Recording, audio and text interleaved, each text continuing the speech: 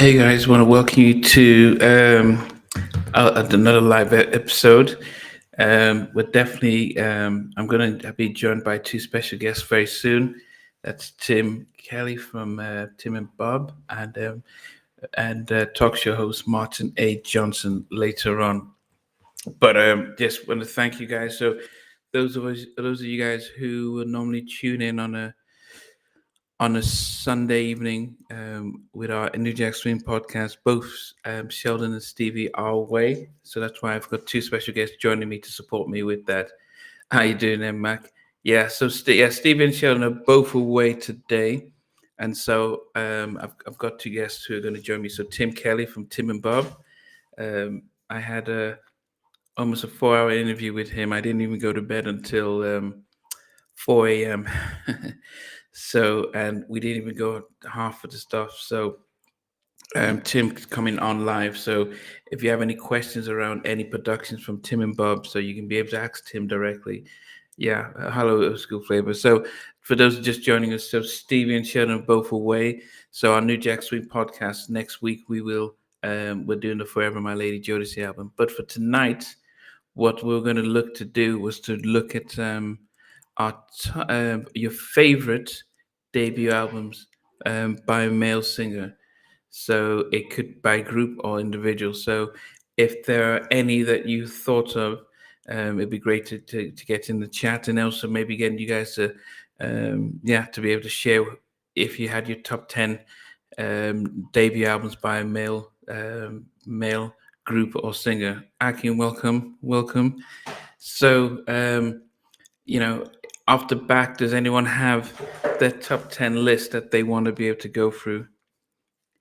Um, Let me see now. Derek, out from the Twin City, welcome. So I'm waiting for Tim Kelley from Tim and Bob. He's going to join me, as well as Martyn A Johnson. So they're coming on. So even though we're doing this, in fact, Tim was talking about a lot of the acts that he saw in the picture that he's actually, Tim and Bob did a lot of work on them. Yes. So Teddy said, "Keith Sweat's Make It Last Forever." That's in my top 5 favorite albums of all time. So "Make It Last Forever" by Keith Sweat. So that's definitely a good shout. Okay, Cameo 718. Thank you for joining in. As I said, I'm waiting for my two special guests to join in shortly.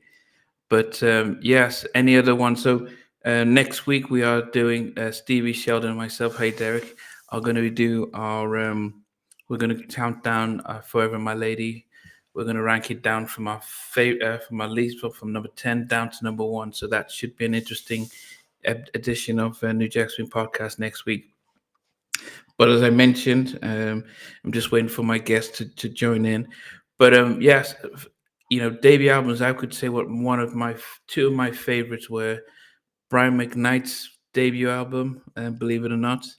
I thought that was a real solid debut album. And my second one would be 112. Really, really loved that album. That's one of those albums that I just didn't skip. I've never heard of Jeremy Jordan. Try My Love debut album. I've not heard of that. So that's an interesting one. I've never heard of that one. Okay, hold on one second. And let's see who's just joined in. Okay, Marty, how you doing? Good. How are you? Yes, doing well. So, what we were doing now. So, guys, this is Martin. Do you want to introduce yourself for those who might not know you? Oh yeah. Well, got my name, Marty A Johnson. First off, I'm glad to be here. I appreciate you having me. So, peace to everyone all over the world. Well, my name is Marty A Johnson. My synopsis, similar to you, I always say I interview some of the biggest stars in the world, which is true, same as you. For I feel my music background is very, very diverse, and when I seen this topic, like it's right up my alley. Anything from R&B to hip hop to the old school, new school. Everyone that pretty much you interviewed, I interviewed. So I'm very excited to be here to find out your take, my take, and all that. Because I be watching you. I be watching. Well, how long have you been doing this? Because I've seen some classic interviews with you, with I think even with Bad Boy when they were still starting off. So how long have you been doing your broadcasting? I would say this. Well, this is actually my second show. The Martyn A Johnson show. This is my second show. I'll say professionally, next year will be, well, I feel old, but about 18 years professionally. Wow. I started off in college. I was the PA, public assistant at the radio station, helping everyone. Basically, I was the gopher, so to speak, getting everyone's coffee, stuff like that. And make a long story short, the host did not want to do his show. They asked me to do it. I did it. I knocked them out the park, and I wanted my own show. And I got turned down a zillion times. And to answer your question, I got my big start from Bad Boy Records. They gave me my first celebrity interview. My first. And who was that? Carl Thomas. Oh. This was when Carl Thomas was like at his peak during I Wish and all that. Yeah. Started from there. Then at the time, this when Bad Boy was at their peak as well. So I built a relationship with Bad Boy Records. I interviewed every artist pretty much on Bad Boy Records. And from there, I created a show called The Music Lounge. And that lasted 7.5 seasons. And I had a popular show in college. I was a college student with a show. And 18 years I was doing this, and I'm really, really happy for the progress. Because at the time, you and I both know in the beginning, for me, I really did not know the business aspect of any of it. I was just so happy to do celebrity interviews. I was just happy, and I was just so happy just to be in the mix, to be 100% honest with you. Honest people. Yes. And I was living I'm in the States, in Carolinas, where I went to college at. And at the time, in the beginning, there were 16 shows at the time when I was trying to get my situation in. And what set me apart from everyone else, I kind of had a resume already from Bad Boy. I already had a product already. I never had this is before YouTube and X, Twitter, and all that, all before all the social media. This is pretty much when people were watching 106 in Park, all the shows that was out in the mid 2000s, 106 in Park, TRL. So social media was not in back then. So I was looking for a home for my show. It was called The Music Lounge with Martyn A Johnson. And no one did not know me at all in North Carolina, because I'm originally from Connecticut. So they was like, we don't know you. We don't want to do this. We don't want to give you a deal. Then they see my resume. They was like, how do you get all these interviews with Bad Boy Records? So they just threw me a bone, just saying, we're gonna give you you know how to give you a 6 weeks tester sneak peek? I got a 6-week sneak peek, and I blew them out the park. And I actually got a distribution deal with that show. Wow. My goodness. And yeah, with that show, it was really successful. But again, like go back to in the beginning, I didn't know my business. I didn't know nothing about the business. I'm this young college kid, happy to be flying all the world and all this stuff. And fast forward, there was 100 episode of the show that I was producing and starring in, hosting in. They did a big celebration and all this, and big cars, nice mansion for all the executives, and I didn't have no money. I didn't have no money. Like I literally didn't have money. I had the fame, I had the notoriety. I was in a little efficiency apartment, like a small apartment with no money. Wow. Like I didn't have no money. I was like, how can I interview all these artists? And I was like, where's my money? Where's my money at? and I was already 4 seasons in, with my deal and my situation. And I'm in my contract, and I was like, okay, I need to try to get some money out of this situation. I really tried to get some money. And so what I did was I went on strike. I refused to do shows because people told me in the background, I need to renegotiate my contract. It was like, how you keep getting all these interviews? So basically I was trying to get my own situation, still doing shows, but for another another show. Okay. But I'm still trying to buy my contract. They was like, well, how do you interview all these people? Where's the product at? Where's all these interviews with, with Silk, Sherry Dennis? Where the network was asking me, where's all these celebrity interviews that you're doing behind you? I was banking those shows for my own situation, if that makes sense. Wow. Okay. And Yeah. just fast forward, I had a team behind me, and when they finally gave me my situation, they gave me a little bit of money, but at the same time, I had my own team behind me. They really didn't support me at all. Wow. They did not support me, and I was in limbo. I was in limbo, still getting all the notoriety, but people, when I went on strike, the team that I had with me, they went on strike against me. If that makes sense. Wow. I mean, okay. So we're going to split the story because it's really fascinating.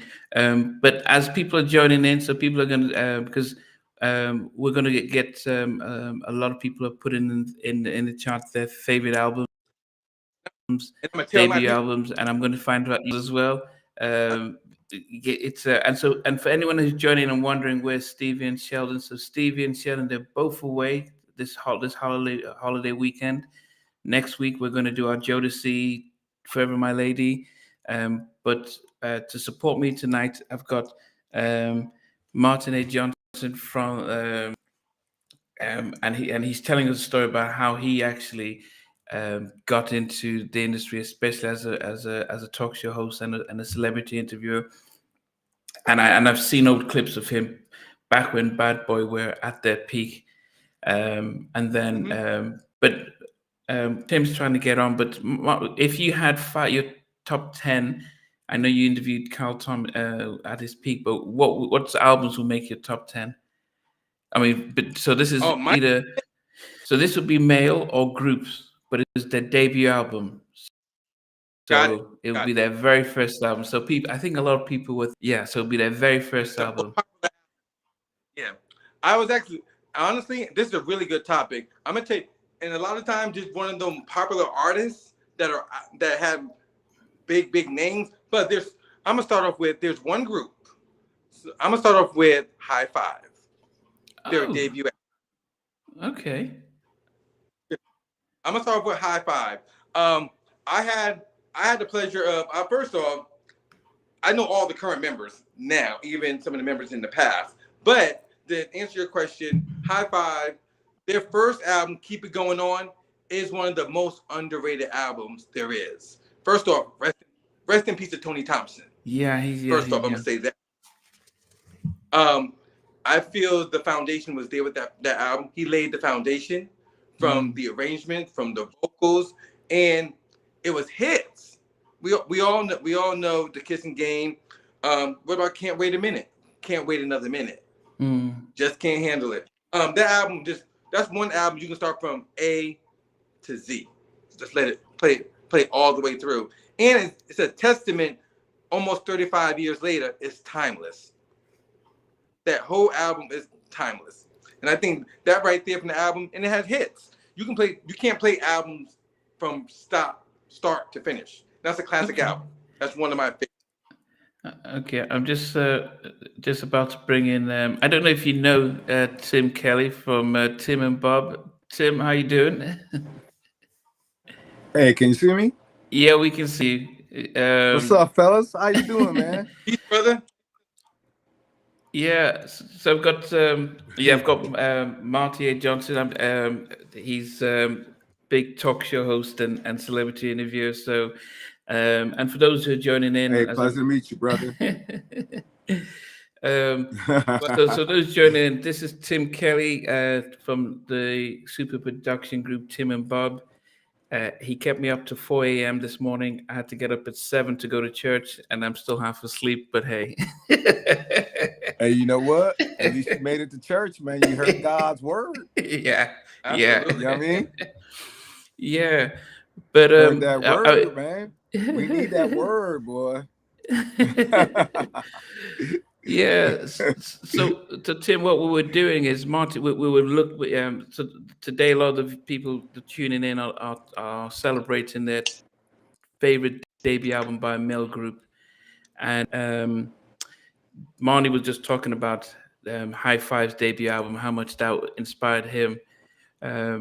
What about yourself, Tim? If you thought about a debut album by either a male solo artist or a group, what would be one of the ones that you'd select? I'll probably say either Boyz II Men first album or Jodeci's first album. But he hit a good one too, though. High Five was good too. That what was that Kissing Game that Teddy did? Yep. Yeah. Keep it going on. Yes. That was one of the baddest songs, man. Dang. Man. It's hard to pick, but if I had to pick, it'd be either Alexander O'Neal Hearsay or his one he had with when he had a broken heart on there. What was that album? Does anyone know Alexander O'Neal's debut album? If You Were Here Tonight. Yeah, okay. I'm sure somebody's going to got a lot of people on here, man. Hey, how's everybody doing? Yeah, what if you got a lot of people tuned in, man. Yeah.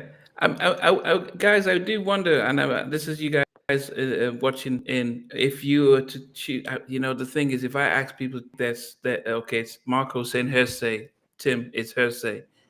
That was the album by Alexander O'Neal. Oh, yeah. Okay. If I was to ask anyone to pick their favorite, either the Forever My Lady or the Cooley High Harmony, the majority would go with Forever My Lady. Absolutely. Right. But absolutely. I think, okay, yeah. But I do think, I don't know why Boyz II Men don't get I don't say the love, but they don't seem to be as embraced within the Black community as Jodeci. You just said it. You just said it right there. It's because they crossed over so crazy that it's like Black people feel like they abandoned R&B music. You know what I mean? That's why, man. You know what I mean? They don't get the full credit that they deserve. But I was trying to bring all the R&B, but like, when they crossed over, they crossed over. You know what I mean? So it was like Black people didn't want to mess with them back then. They didn't want to mess with them after that, right? They didn't want to mess with them no more, man. So that's why, everybody's still hanging on Jodeci, man, because even though they crossed over, they still was rooted in R&B though. Like they didn't go anywhere. They still did Cry for You and all that other stuff, and it was rooted in R&B, not rooted in more so in pop. But it's not Boyz II Men's fault. That's just what happened. You know what I mean? Them songs crossed over and broke Elvis Presley records and all that stuff. It wasn't their fault that happened. Yeah. It just happened to happen for them. So now, like, Black people looking at them, they're giving them the stank face now. You know what I'm saying? even giving them the stank face, even their fault, man. That's crazy. Yeah. Even now, if they're on the bill, I mean, we'll show up, but it's not mostly us there. I mean, we'll come out, but it's not mostly us. But you go to, I've seen Boyz II Men several times in concert. I've seen Jodeci a lot of times in concert in the States. And when you're there, you go to Jodeci concert, it's straight hood. It's edgy. It's you know what you're gonna get. And I'm seeing a lot of people looking like me when I go in there. And there's nothing wrong with that. $1 is $1. But just like you said, when Boyz II Men crossed over, they crossed all the way over. They almost like they like 4 white boys, man. They crossed over that crazy, man. But if you think about that album, though, it was like people saying, "You're an imposter." You're a white boy. But I've heard them speak in interviews so many times, and Nate especially feels as if they were more hood than Jodeci, because they came from Philly and they were, but it was almost the label saying, "Look, man, if you want to really make it big, we need to dress you up and stuff." But they feel as if we're from the hood. I've heard Juan talk about that they were really in the hood more so than say what the Jodeci. But it's just the fact that the perception is that no, they came from college. You're not one of us. No. And I think it hurt. They wanted to fight that. But as a business person, you would assume, look, man, we're selling 20 times more records than Jodeci. Why don't we just stay and enjoy our lane? But no, they wanted to move across. So that's and you know what? If you think about it, man, if you really think about it, Dallas did some real R&B songs on it, like A Lonely Heart. A Lonely Heart, This Is My Heart, Simpin', Motown Philly. Then was R&B songs, but then when they crossed about the over a marketing little too. bit, but then when Babyface came with The End of the Road, man, they was all the way.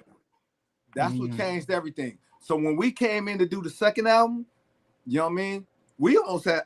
They almost had us thinking like that. I was like, oh, we got to do that? We can't do no R&B? They was like, no, we need y'all for the R&B part of our album. I'm like, oh, okay, cool. Okay. If we go back to debut albums then, so think about Brian making that debut album. So we think about some artists like with Brian McKnight, or even would R. Kelley and Public Announcement be considered his debut album, or are we looking at 12 Players' debut album, or what would your thoughts be, both of you, if you're thinking about R. Kelley's debut album? Would it be the R. Kelley Public Announcement, or would it be was it 12? No, it wasn't. Hold on. It wasn't 12 Play. That was not his first album. That Honey Love, that was the Honey first Love. single. Yeah, Honey Love, which was dope. Okay, that was R. Kelly's first album right there. So, but are we saying that the one with Public Announcement? So that would be not the albums produced. Are we saying that the album he did with Public Announcement, would that not be his his first album? No. I wouldn't count that, because when you think of Public Announcement and R. Kelly, two different lanes, two different audience, two different lanes. When you see R. Kelly as a Born into the 90s, that was the one I was thinking. Thanks, Antonio. Born into the 90s. Born into the 90s, yeah. Yeah. So are we not saying that is that not R. Kelly's first album, or are we saying the 12 Play was his first album? You know what's crazy, man? You know what's tripped out is You Remind Me of My Jeep, all that. You know I helped out on that, right? The whole album, me and Mario. Oh, you did? What? Yeah. He came to, no lie, I got the plaque over there right now, man. If I could turn this around, if I wasn't so clumsy. No. If I could turn it around, I can show you the plaque, man. But you know what happened? Go and listen. Check this out. Go do me a favor, man. When you ain't doing nothing a little later on, go compare Now I'm Gone and then You Remind Me of My Jeep. Them was the same drums that I used, because I never turned my drum machine off when I did Now I'm Gone for Monica. When he came in there and said he wanted to, he was like, hey man, you know what? He was like, you want to come in and do some drum programming on my album? I'm like, yeah. So I got Mario down already, as you know, but his pit bull puppies, he was keeping them at my crib. So we was keeping his puppies. So he was like, hey man, I need a room. And I was like, just use our room at dark. So he had the B room and I was over in like C or D. So he came in and said he needed a record.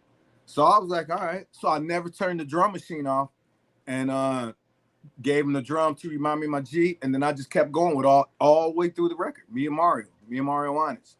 Oh, but you guys credited on it though? I mean, I think I'm credited a little bit on a few of them, but like back then, like you just did the record. Everybody was jockeying for position, man. So they wouldn't. Yeah. I wouldn't even.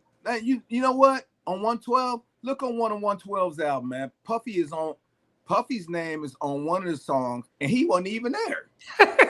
I think like that was Come See Me, matter of fact.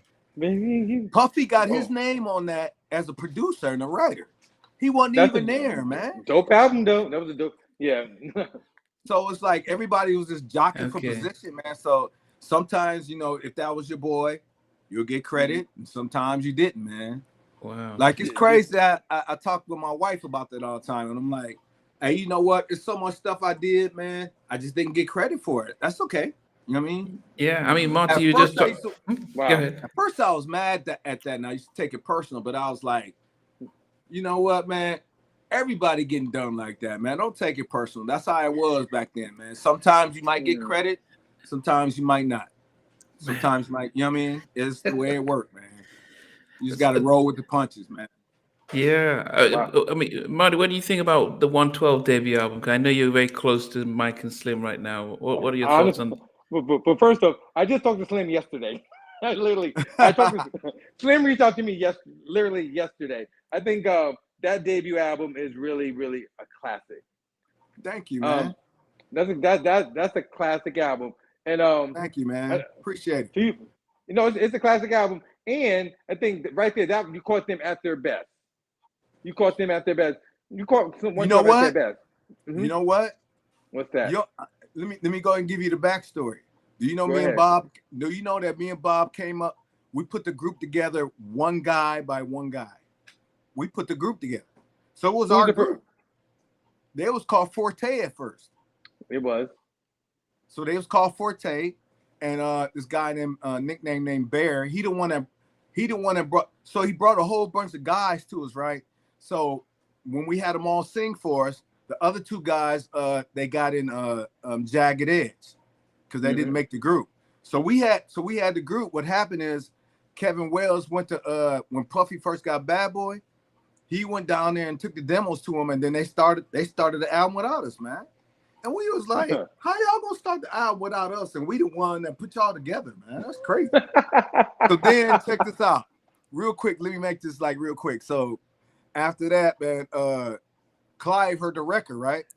He was like, where's the demos at, man? And it was the demos that we did, right? So that was it. He was like, where's the demos at, man? He was like, you know what, man? Nah, man, you got to get the same dudes that did the demos. So Puffy called us up and was like, hey, man, you know what? Could y'all come and fix me up, man? He was like, I'm looking kind of crazy right now, man, because it ain't they not sounding like they're supposed to be sounding like these demos, man. I was like, you know what? Because we the one that got the magic formula, man. We the one you got to come to. I was like, but you know what? I was like, it's all good. So we told Dallas, and Dallas was like, he was mad at the situation, right? He was mad that Kevin Wells took our demos, and then we wasn't knowing it at first, right? So Dallas was like, nah, man, nope, y'all ain't going, man. Forget that. So then Puffy called Dallas up. They was arguing for an hour, man. I'm talking about cussing each other out, all that, man. But then Dallas's brother Squirt, rest in peace, man. He passed away, but Squirt was always the reasonable dude. He was the reasonable dude in the room. So he came to us and was like, hey, man, you know what, man? I know y'all mad, and I know y'all taking Dallas' side, man, but it's about those kids, man, getting out the hood, man, and y'all can get them out of there, man. He said, y'all got the, the key to getting them out. You know what I mean? So he was like, and I'm going to talk to Dallas, too. Album. So he talked to Dallas, and then Dallas kind of softened up a little bit after that, right? So he was like, I'm still mad at Kevin, man. And I think he ended up firing Kevin or something like that, because Kevin was A&R of Dark, but man, Dallas was mad, man. I think Dallas took it more personal than we did. I'm like, wow. I was like, man, calm down, D, man. You gonna pop a vessel, man. It's all good. We'll figure it out. Yeah, no, but so like Marty says, go ahead. No, go ahead, Tim. So what happened was Puffy paid for us to fly there. So they told us here's what's crazy. They told us what hotel we was in, right? So we go up to the lady at the hotel room, and she was like, I'm sorry, I don't have a Tim and Bob. I don't have a Tim Kelley and a Bob Robinson. Man, do you know, man, we had to pay for our own hotel, man. Puffy just paid for us to get there. But he didn't pay for the hotel. I was like, man, I'm like, man, we already do the tracks, man, for like a little or nothing, man. Like, we ain't got a hotel room. That's crazy. Wow. But we worked it out, man. But look at the finished product. Yeah, I would say look at the finished product. A classic album. So and I've always said, and I remember speaking to Mike and Slim, and I said to them that actually I would put that album as probably one of my top 10 debut albums by a male group, because I don't skip that album. The harmonies on that stuff, the way it all fits in. The Slim, who had the most unusual vocals in the 90s, was lead singing, so you can always like really hear their voice. It was really and I really loved that album. As I said, I can play it now, and I don't skip any of the tracks. I just played through. So that's definitely what make There's so many unreleased tracks. You see one of your listeners, man, they talking about Bobby V first album. Thank you. I appreciate it, man. Y'all buying it, man. Thank you a lot. They're talking about Bobby's first album, man. Yeah. I mean, Marty, what did you think of Bobby's Valentine? Oh, well, he's Bobby V's first album. Bobby V's talented. I think for him, Bobby V has, because Bobby V, wasn't he in a group? I think it was called Mr. Yeah. Mr. Yeah, he was in a group before. Bobby V is a bona fide star. Like bona fide star. His classic album, to me, it's not a classic, but it's a dope album. Right. It's one of them underrated albums that a lot of people have been sleeping on, because he really don't get his flowers, first off. Right. As a solo artist. But the album, I think it's a solid album. It definitely is a solid album. Thank you, man. Bobby I did has the a whole lot of album, talent. right? So thank you. I appreciate that. I did the whole thing, man. From first track to last track. So I appreciate that, man. I think what you're saying is kind of true, because at the beginning, nobody knew who he was. So Slow Down popped off so crazy. It was number one. I think Bob was touched on it a little bit. It was number one out here. Nobody even knew what he looked like. They didn't even know. They was like, who's this guy, man? Because back then, you can get songs on the radio, you know what I mean? Yeah. So I got it on the radio. They was like, we love this song, but who is this dude, man? Who's the artist? We don't know what he looked like. So LA kept, and then that's what I was telling you, man. When LA was like, he called us and was like, you know what? Are y'all gonna take your label with Leor, or are y'all gonna keep it here at Def Jam? What y'all gonna do? Because I need that song, man. He was like, and luckily nobody heard it in the South and in the North. So it was already did its thing over here, man. It was like dying out in the West Coast, but it still had a little life left in it, just enough for it to be number one for 2 months, man. Slow down. So, my goodness. You know what I mean? But, so LA, but at the same time, LA came through with his promise, man. You know what I mean?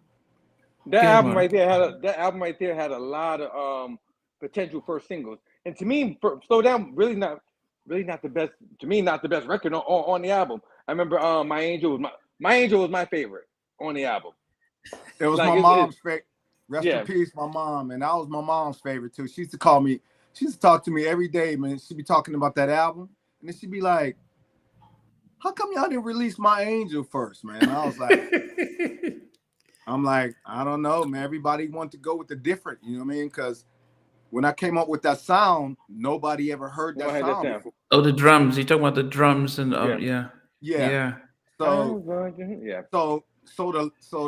So Shock and them, they wanted to do another single, you know what I mean? But I created a sound with that Slow Down, Tell Me, and Give Me a Chance that Luda's on. So that was gonna be a single too. That was considered being a single too. But I don't know, man. You're right about that My Angel, man. It's so many people, man, include my mom. My mom was like, that song makes me cry. She said, I gotta skip that song because it make me cry for no reason. The vocal arrangements, the range, everything. So dope. It's like I said, dope album and a strong debut.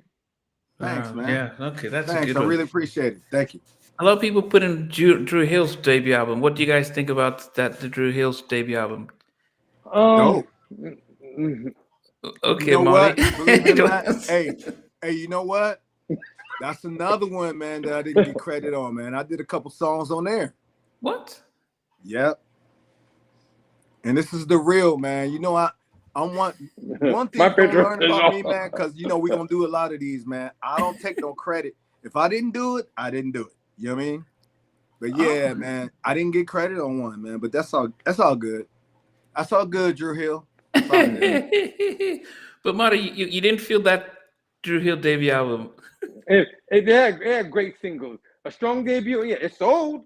I mean, I think there's a lot of better albums out during that time. I mean, I think for me, in my opinion, that album was during a time when there was so many groups at the time, especially male R&B groups. You put together a different sound, put together a dope group. Vocal ability, yeah. Talented, yeah. Dope album. They had nice singles. You know what? I think it's the same thing of what you were just saying earlier about Bobby. It's like they could sing, but when the album came out, they didn't hit you like superstars, man. Right. Like Jodeci did. when Jodeci came out, they shut the whole industry down, man. You know what I mean? Like Casey and JoJo, you like, hey man, stars. These dudes is crazy, man. And then you got Devontae and Dalvin, man. They was like the cute dudes of the group. So it's like girls was just going crazy over them, man. It was just like a frenzy, man. Yeah. I think Drew Hill didn't have that aspect. They didn't have that it factor at first. You know what I mean? I didn't see a group. I see a bunch of friends hanging out. I never. You get what I'm saying? Drew Hill to me is never a group. It's a bunch of friends hanging out, and there's one favorite in the group. 112, I seen a group. Drew Hill, no, I see a bunch of friends hanging out. When I see Jagged Edge, I see it worked for them. Yeah. When I see Drew Hill, I'm like, okay. But you know, Marty, and I would say because of Woody Rock, he's been on my show countless times, and he's told his story. He started the group with, it was him and Cisco. They were in high school together. They both were into, one was into Jodeci, the other was in Boys to Men. They started together.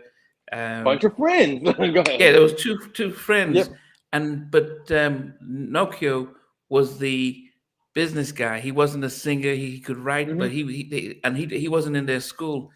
And Jazz was somebody that Cisco knew. So it was, they came together, but the chemistry wasn't really there.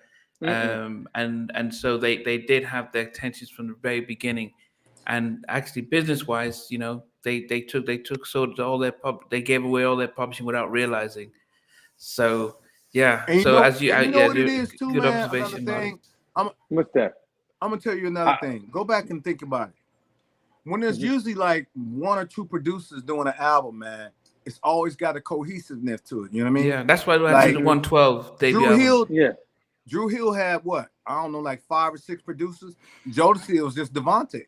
So it was like all of them just they had a certain sound. You know what I mean? And he was writing everything. So it's like they all had all them records had. You could have just been like eeny, meeny, miny, mo with your eyes shut, man. Any of them could have been singles, man. That was a crazy album. If I really think or go back, I'm like, you know what, man? Devontae was losing his mind when he did that first album.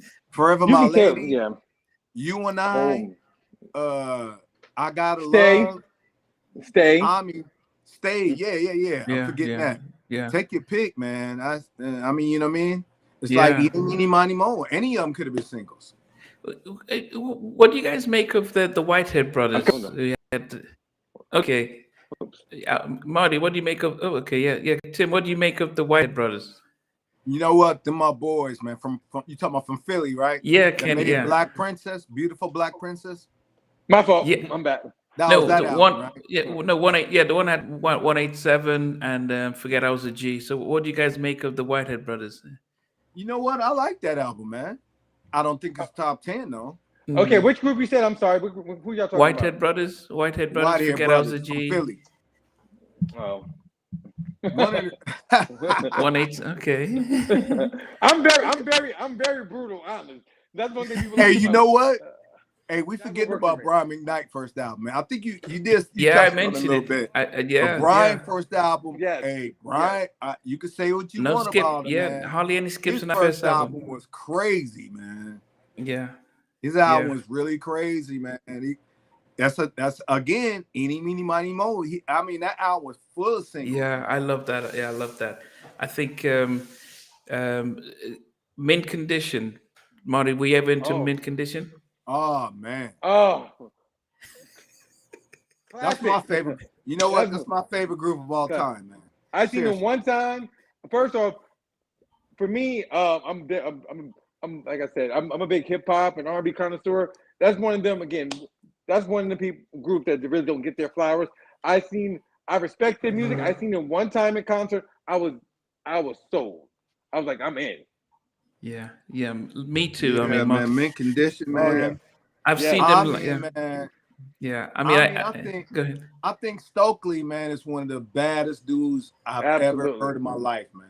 Absolutely. And if you think about that first album, Honey, Pretty Brown Eyes.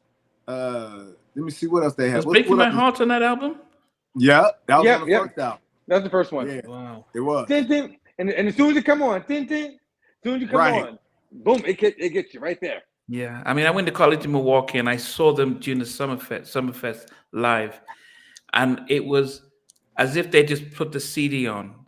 So I would always tell people that the best live band group I've ever seen was Mint Condition. It sounded just like the record, and it's still a memorable experience. So just like yourself, seen them once, I know that if they come back and go on tour, that they would just. Them on some bad. Hey, them on some bad cats, man. I mean, they can play, and then they had Stokely as a lead singer. I mean, yeah. I mean, what can you say? I mean, it's like perfect storm, man.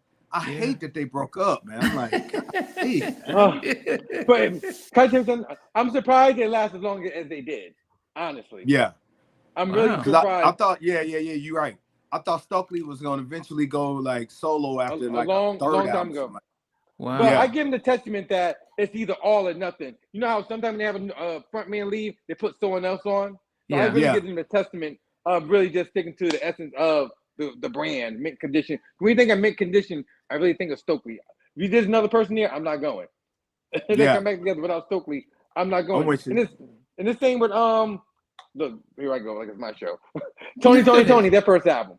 Oh my goodness. That's another one. That's another one right there. Oh my good. Hey man. Hey, that's another one, man. Yeah. You know, Raphael's a real good friend of mine. He lived right down the street from me, man. It's crazy. His studio, he lives in his studio down the street. Wow. He's a really good friend of mine. But that first album, man, let me see. Let's go through some of them songs, man. Little Water. Yeah. And then 2.15 or something like that. Yeah. Hold on. I got Baby Doll. Yeah. The slow songs that had Pain or something like that. Pain. I'm just that was crazy. Yeah, it says Never Rains in California. No, that was the second album. Oh, that was the second one. Okay. Love Strong. Yeah. This was the album that didn't get no recognition. This album that really didn't get no recognition, but it was a dope, strong debut. That's a classic album. But again, you know what? That was McElroy and Foster. There's McElroy and Foster. They did most of the album, and then they let them produce something. So that's only two producers, man. Yeah. When you got too many producers on the album, you get much going on so many ways, man. Yeah. You know what I mean? It takes in different directions. Because you got like a power producers coming in, you know, saying like, all right, I know how to make a hit record, but you know what? This can go on anybody. You know what I'm saying? Like the song could go on anybody. It ain't gonna tailor fit the artist back then. You know what I mean? They was just like, we was just doing records. You know what I mean? And just you know, hoping that they be, because you know we was trying to get, we was all jockeying for getting singles back then. I ain't gonna even lie. Let's keep it real. I'm gonna be real, man. I was trying to get singles, man. You know what I mean? Because if you had a hot single, man, you could brag to your boys, man. You'd be like, "Yeah, I got the #1 single this week, man." Yeah. What's the last song you did? What's the song you got this out? Oh, it's top 20, y'all. Mine's #1, man. You know what I mean? Right. To say that is crazy. Like out of all the songs that's out in the world, my song is #1. Yeah. You can't even go. You can't go no higher than that, man. And it's a crazy feeling to have, man.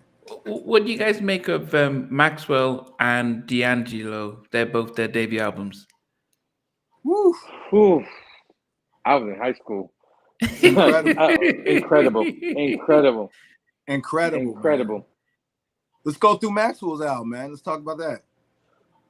I mean, something Ascensions, Yeah, man. You know what's so crazy, man? I'm gonna tell you what's so crazy about that. Let me give you a story about that. So I remember, man, we only Randy Jackson was the only A&R that me and Bob knew, right? So I remember, man, Randy was like, "Hey, man, I need y'all in on somebody, man." He's like on 2 artists, and so he said Nas, because they had just signed Nas at Columbia, and they just signed Maxwell.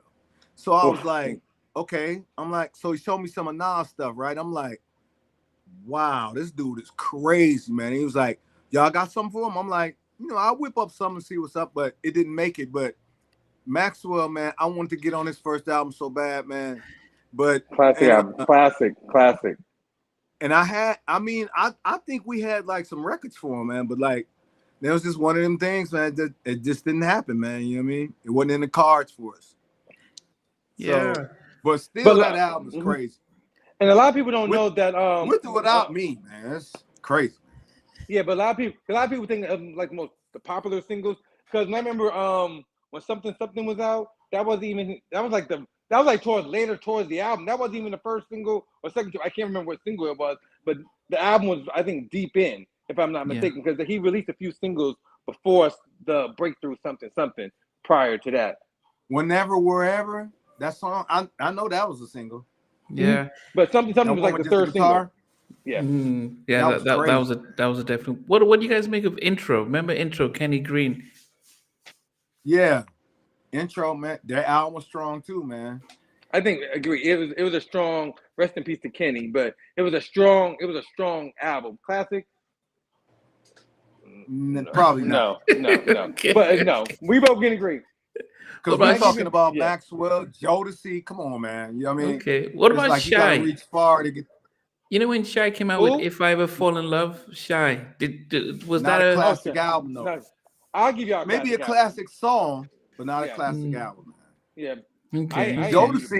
Jodeci and Alexander O'Neal and people like that had the epitome of classic albums back then. Well, I'm gonna give you a classic album. When I think of classic albums, it was only like eight or nine cuts on the album. Keith Sweat, "Make It Last Forever." Yeah, that's one of my top 5 albums. One of my top 5 albums. Masterpiece. It was masterpiece. One of my top 5. I think Teddy was only like 15 or 16 years old, man. Masterpiece. And he did that in his mom. He was telling me he did, man. He said, man, you know what? I did that in my mom's kitchen, man. I'm like, I mean, Jackie McGee was on, and she's been on the show many times, and she says Teddy had her come up into the apartment, and she was there. That's where they was singing and stuff. So, but he was fearless back in those days. And he didn't want to do the album. He said he wanted to stay with hip hop. And Keith said, "Look, man, he just convinced him." But yeah, I mean, Something Just Ain't Right is my ringtone. Is my I just love how the keys just. I was just about to mention that record. Classic album. I interviewed Teddy, and Teddy told me that's one of his top 3 albums. Besides Michael, Keith's in his top 5. I would probably remove the mic. I think Dangerous was sold lots of stuff, but I think his best work was Blackstreet, Keith Sweat. I agree. And the Classic Guy album. I think those were, Teddy did handled the majority of that production. The Guy album, the Blackstreet album, and the Make It Last Forever. And I will, if I had to pick between the 2 albums, I would always go Make It Last Forever. I could listen to that continuously. Absolutely. I love the Guy album, but I just think that, you know what? But that second album he did, The Future, was crazy. Oh, do you prefer that over the first one? Let's chill. I think so. Think about it, man. Let's chill. Let's stay together. I mean, it had Smile. Yeah, it had Smile, but I don't know, guys. Man, his sounds got. You know what it is? I'm a big sound dude because I'm an engineer too. So I'm a big sound dude. That album sounded so crazy, man. I mean, the sound of it, man. Okay. When I listen, you know what? Matter of fact, man, like when I'm mixing, that's one of the albums that I go back and reference. I'm like, is my mix sounding as good as this? If not, I'm breaking it down, starting on over. Because them records on there. Go back and listen to how good it sounded sonically. You know what I mean? Okay, well, that's what I'm talking about. Okay. And it was some good records on there too, man. Yeah, it was a good record. The records we naming is really good. What about Blackstreet then? But I mean, Marty, I'll start with you. What's your thought on Blackstreet? Oh, the first album. Yeah, the first album. Because it's debuts. We're only talking debuts now. Yeah. Right. I'm not talking about another level. That was the second album. Hold on, I'm trying to think. Joy was on the first album. Look, Joy. Before I let you go. Yeah, it's a physical thing. I like it. I like the way you work. Yeah, David, No Diggity. That was the second album, right? that was the second album. That's second album. Yeah. Far as classic album, no. I wouldn't say classic. No. I think it's a solid album. In my top 10, top 25, well maybe 25. Top 15, no. But second, Hey man, you know what? I'm biased because everything Teddy did, man. It's like I said it's a solid album. We're talking about strong debut. It was a cool album. I think right there. Look, I asked Teddy the real question. I remember the time I interviewed him, but anyhow, I like the first album. I just think kind of like the situation was, it was Teddy, in my opinion, it was Teddy and Chauncey's group. I feel the other people was just filtered in as a friend situation. I didn't feel the cohesiveness of this is a group. Seriously, when the chemistry's not there with people, it's going to show in the work. If you just put the people together, are they all talented? Yes. I feel like they're all talented. However, they all did not blend together, if that makes sense. And it showed in the work. They probably recorded 100 records. Okay, out of these 100 records, I got 20 that's good. Out of these 20, let me pick these 15. Versus when you're a solid group. Let's go in and knock you know what's these crazy, out. man? Sorry.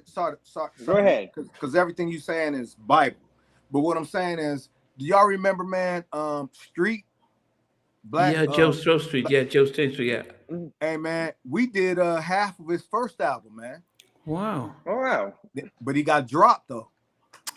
Okay. He was on, I forgot what label he was on, man. Remember when Bob was telling the story about, like, I lost all of that? Yeah, with Darryl Sims, yeah. It was on there, man. All of the songs was on there. So, goodness. So when he got dropped, all the songs was on the DATs, man. So I was like, we couldn't remember what the song sounded like. Oh goodness! Wow. It was in that bag. So those I've interviewed guys in Blackstreet and other people like Tammy Lucas, and they've all said that he was probably, they rate Joe Stonestreet above, say, Big Bob or Aaron Hall. They said vocally he was probably one of the greatest that came, man. But he had his own demons that really affected his. Yeah. But vocally, that he was crazy, man. He was out of his mind. Then Dave Hollister replaced him. Yeah, but they.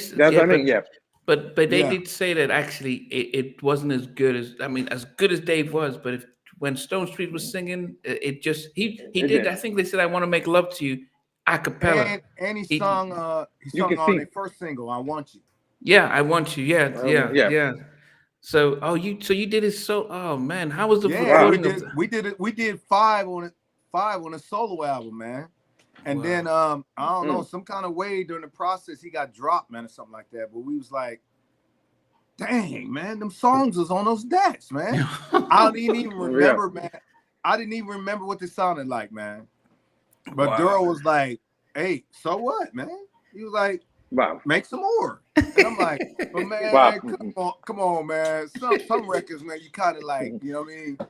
They meant something to you, man. Yeah, understood. You wrote about something that meant something to you, man. That's what it was with Joe Stonestreet, man. Like, I remember when me and Bob was writing, I was writing coming from, like, you know, something that happened to me, man. So it really means something. It really meant something to me, rather. You mean it was heartfelt, man. And then they got lost. I was like, Tevin Campbell. Do we rate his debut album, the Tevin album? Do we rate that, or do we think that the I'm Ready was so much better that the first one doesn't really count as a good solid debut? I don't count the first one because, look, I think at the time he was young, and you're doing what you're told as a young new artist. I think he didn't get his justice on his first album. So talented, yes. Debut album, classic, no. No. Hey, you know what? Somebody right there just said Justin Timberlake.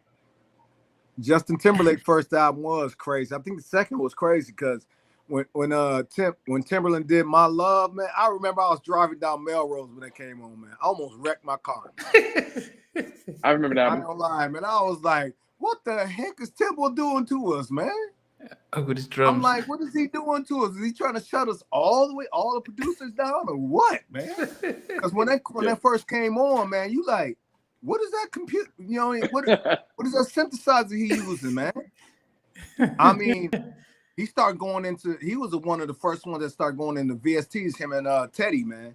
Because I remember Teddy started telling us about VSTs, man, a long time ago, man. He was like, "Hey, man, y'all need to get some Nikos and Mikos, man.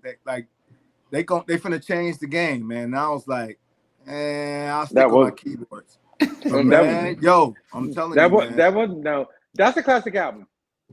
It is. That's a classic album. And I think at the time, everything, I was like early 2000s, like 2000, matter of fact, 2002, 2003. Was Cry Me a River on that second Yeah, that was album? That was a single. That was like the second single. That was crazy. That was dope. That's a good one there.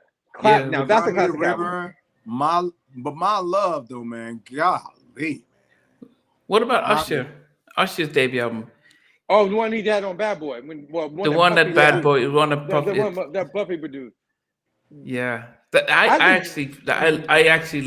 think that's my favorite Usher album because he had Devontae, he had Kyle West, and I'll Be Sure. Brian did a track, but I just loved. It was too mature for him, but I just loved the production on that debut album. I think he doesn't perform any of the tracks on that album, but I think it's probably one of my favorite albums by Usher. It's my favorite Usher album. I agree with you. I think for Usher, that first album, I think his first album, I agree, is very mature. I think his first album is actually more stronger than some of his successful albums. Not the My Way, not 871. I truly believe that because I think right there was a classic, and it gives you a younger first cousin Jodeci, like that little brother trying to grow up. Because Can You Get With It? Yeah. Can You Get With It that Devontae did was crazy. He was just too young to sing, to bring it across, man. You know what I mean? That was a bad song though, man. Can You Get With It, man? Yeah. That could have went on one of Jodeci's albums. I don't know why Devontae didn't save that one. You know, Dalvin says that they were writing. I mean, he said that most of the songs on "Forever My Lady" and "Diary of a Madman" they wrote when he was 15. Yeah, he did. That's what Dalvin said. They just had them. There were songs they wrote when they were so young. They just recorded them and stuff like that.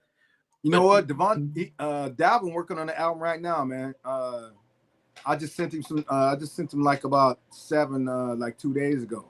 He said this album gonna be crazy, man. I'm like, hey, man, don't leave your boy off, man. He's worked with his nephew. He's worked with his nephew, and he sure is. He got back to me to tell me that it is fire. But Marty, what else would you put down in your top 5 if you had your 5? My Heart, Darnell Jones, classic album, hands down. Okay. Yeah. People don't know that album. People know Where I Want to Be. But if you really if you're really a music connoisseur, you want a really classic album even today, and it's so prevalent till now. In the Hood, like players in the Hood. We all know Knocking Off My Feet, but that's a strong debut album right there. And and he doesn't. And I interviewed Darnell Jones a zillion times. I just seen him maybe like 3 weeks ago. He don't get his flowers. He don't. I really think he don't get his flowers at all. One, he's a musical genius. He can out-sing a lot of people today, still entertain. But his album is really, really. He has classic music. And his first album, since we're talking about debut, it's a classic album. So please, if you haven't heard the album, it's called My Heart. Now you can play that from the beginning to end, even now. Yeah. No, definitely. Yeah. You know what, man? You guys worked up with him, right? What I want to say, what I want to say to you, man, is I gotta respect, man, that the stuff man, because I'm a walking library, dog. You can ask me about everything. I know it all because I was just one of them dudes that every Tuesday I had to know what was out. You know what I mean? That's me too. That was me. Remember every Tuesday instead of so now it's Friday on iTunes. Yep. But remember when it used to be Tuesday at the store? I was in junior high, right there. We called it Super Tuesday when all the big names came out, and I was one of those kids in middle school, junior high, right there in that long line. I'm from Connecticut. We should take the train from Connecticut to New York, and go to Strawberries and wait in that long line for one of our favorite artists to get our record signed. Wow, that's crazy. I should take the Metro liner from Connecticut to New York, even though there's a record store in my hometown. We just going in for the experience. Just to be there. You know what? You know what we're forgetting about? Well, I don't know, because it wasn't his first album, but this album was insane. Let me see. Who you about to say? Purple Rain, man. But it wasn't his first album, so we talking about first. But man, Purple Rain, man. Yeah, no, we tend not to include Michael and Prince because they're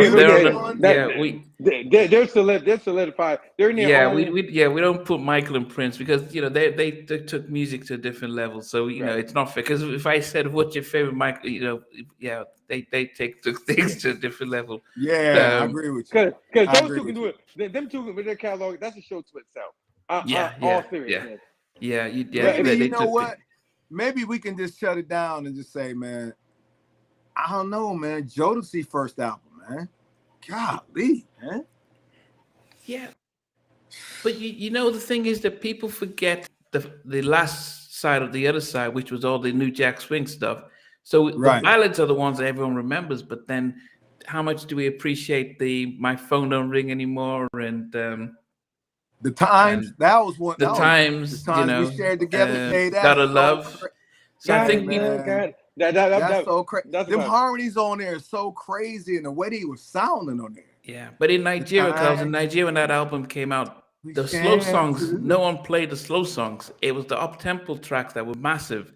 So I didn't realize they were the same guys. So when I moved to the US in '92, and people sing Forever My Lady, I was shocked that actually it's the same guys, because I didn't hear any of those things. But yeah, what about some of the people like Albie Shaw's album, the debut album, In Effect Mode? I forgot about that. Oh man, Ooh, This Love Is So. Yeah, because at Night and Day he had Naturally Mine. Yeah, that was the day. Marty, you don't seem to be. You don't. Man, that was crazy. Look, and I'm glad it's a different demographic, so to speak. Hey, he hard on him, man. Yeah. He hard on him, man. I love it though, man. Go ahead and speak, man. But you hard on him, man. No, come on, man. Albie Shore album was crazy though, man. Okay. Hey, that first album, night and day. Night and day. This love is so. Let me tell you this. There's classic singles off that album. It's not a classic album. Okay. There's Night and Day classic single. Oh yeah. So salute to him. He's a legend and all that. There's classic singles. Solid album, no. Okay. Man, you're killing me. It's good. Hey, man. What about the guy that you interviewed? Your very first interview, Carl Thomas, his debut album. Classic album? No. I think no. Great singles. That was our artist, by the way, too. Yeah. Well, did you work with? When we did a deal, he was part of it. Oh, okay. So you guys found Carl. Yeah, we went. Remember, I told you. Okay, so Carl went to a church in what was it? I think the same church that Sounds of Blackness went to. It was in Rockford. Wow. So me and Bob used to always go to that church. So when we ended up in Detroit, we were still going to Chicago. So we still kept in touch and all that stuff. So he was part of the deal with 112, him and Mario. So it's like we kind of oversaw all that. Yeah. Okay. Yeah, man. But Marty, you're a big fan of the debut. Man, you know what? I gotta give y'all one. Go ahead, and I got one for you. Carl can really sing his butt off, man. He can. He just don't do a lot. He just don't be doing a lot of them runs anymore, man. But I remember he used to do a lot of our demos for us, right? Man, I used to have to pull him back. He was just doing too much stuff that the artist couldn't do. I'm like, hey, man, you know what? I love that, man. But like when they hear that, man, they gonna be trying to do that, man, and we the ones that got to be up in here for like 5 hours trying to get them to do it. I'm like, man, they can't do that run you doing, man. I'm like, they cannot do that, man. Okay. Make it just a simple. Make it just a simple run. Let's move on, man. You know what I mean? Jesse Powell. Y'all gotta get people in. Oh, say it again. He said Jesse Powell. What's on his debut? Not classic. Not classic at all. No, not. Think not about the people we've been naming, man. It can't match up with the people that we've been naming, man. No way. Let me have. I'm gonna give you one. Under by far one of the strongest debuts, I'll say in the early 2000s. But for me, it's a classic album. Music Soul Child's first album. Oh yeah. First album. Oh, first yeah. album. That was the shift of neo soul during that time. But at the same time, it gave you R&B. It gave you that classic old school vibe. It kept it modern, contemporary. Love's on that album. It's a classic. That whole album's a classic. You know what's crazy, man? Can I give you a backstory, man? And I'll tell you my 311 on it to him too. Go ahead. So when I had my label with Def Jam, right? Leo was like, "Hey man, you know what? Because you know Def Jam was known as a hip hop label, right?" So Leo was like, "Hey man, we need somewhere we can come up with some R&B." So I remember JoJo that used to work over at Def Jam at the time. He said, "Man, let's just come up with something called Def Soul." So he came up with that, and then Tina came up with that, and I did. So what happened? And me and Bob. So Case was the first one signed in music off of Def Soul. If you look at their albums, it's Def Soul, Def Jam. Yeah, you're right. Yeah. Okay. So yeah, that was off of that label, man. So Kurt, classic album. Yeah, you're right, man. That was a good album, man. So Kurt M said Tank. Now you guys are going to be surprised that Tank's debut album never came out. Jim, what do you want to talk about Tank's debut album? I like it, man. You know what, man? No, the one the one that was on Background that you guys did. It wasn't. You know what? We did an album maybe after his second or third album. Okay. So we didn't do it. It wasn't a debut album. It was like second or third. So I got that whole album, man. It's like, it's a shame, man, that didn't come out. Wait till I send it to you, man. Okay. Do you know I've been EQing and messing around with that, man? So I've been trying to get them done so you can hear it, man. This album is crazy, man. I'm like, man, why does this keep happening to us, man? Like we doing our best work and it don't even come out. I'm like, man, what the heck is? But you know, man, hey, that's the way it works. That's how it goes, man. Chris Brown, do you guys rate his debut album? I think he had Run on it. Was that his debut album? It was, and with Yo and all that. Yep. Yeah. It was. Mm-hmm. Okay. Not what we talking about. Not on the level of what we talking. We talking about different. What about Jaheim then? Jaheim. Jodeci. Classic. Music Soul Child. Hold on. Go ahead. Jaheim.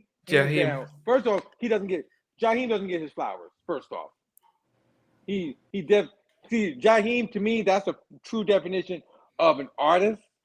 He knows his craft. Like when you hear that most distinguished sound, he's gonna give you the soulful. He's gonna give you the street. He's gonna give you that classic old school all in one. So that's actually one of my favorite artists. Like in my top 20, like male R&B singers, he doesn't get his flowers at all. Yeah, definitely. The vocal arrangements there. So that's one, hands down. He's actually one of my favorites. Even and just same as you, I interview a lot of people, and some of the people are not my favorites that come on my platform. They're not.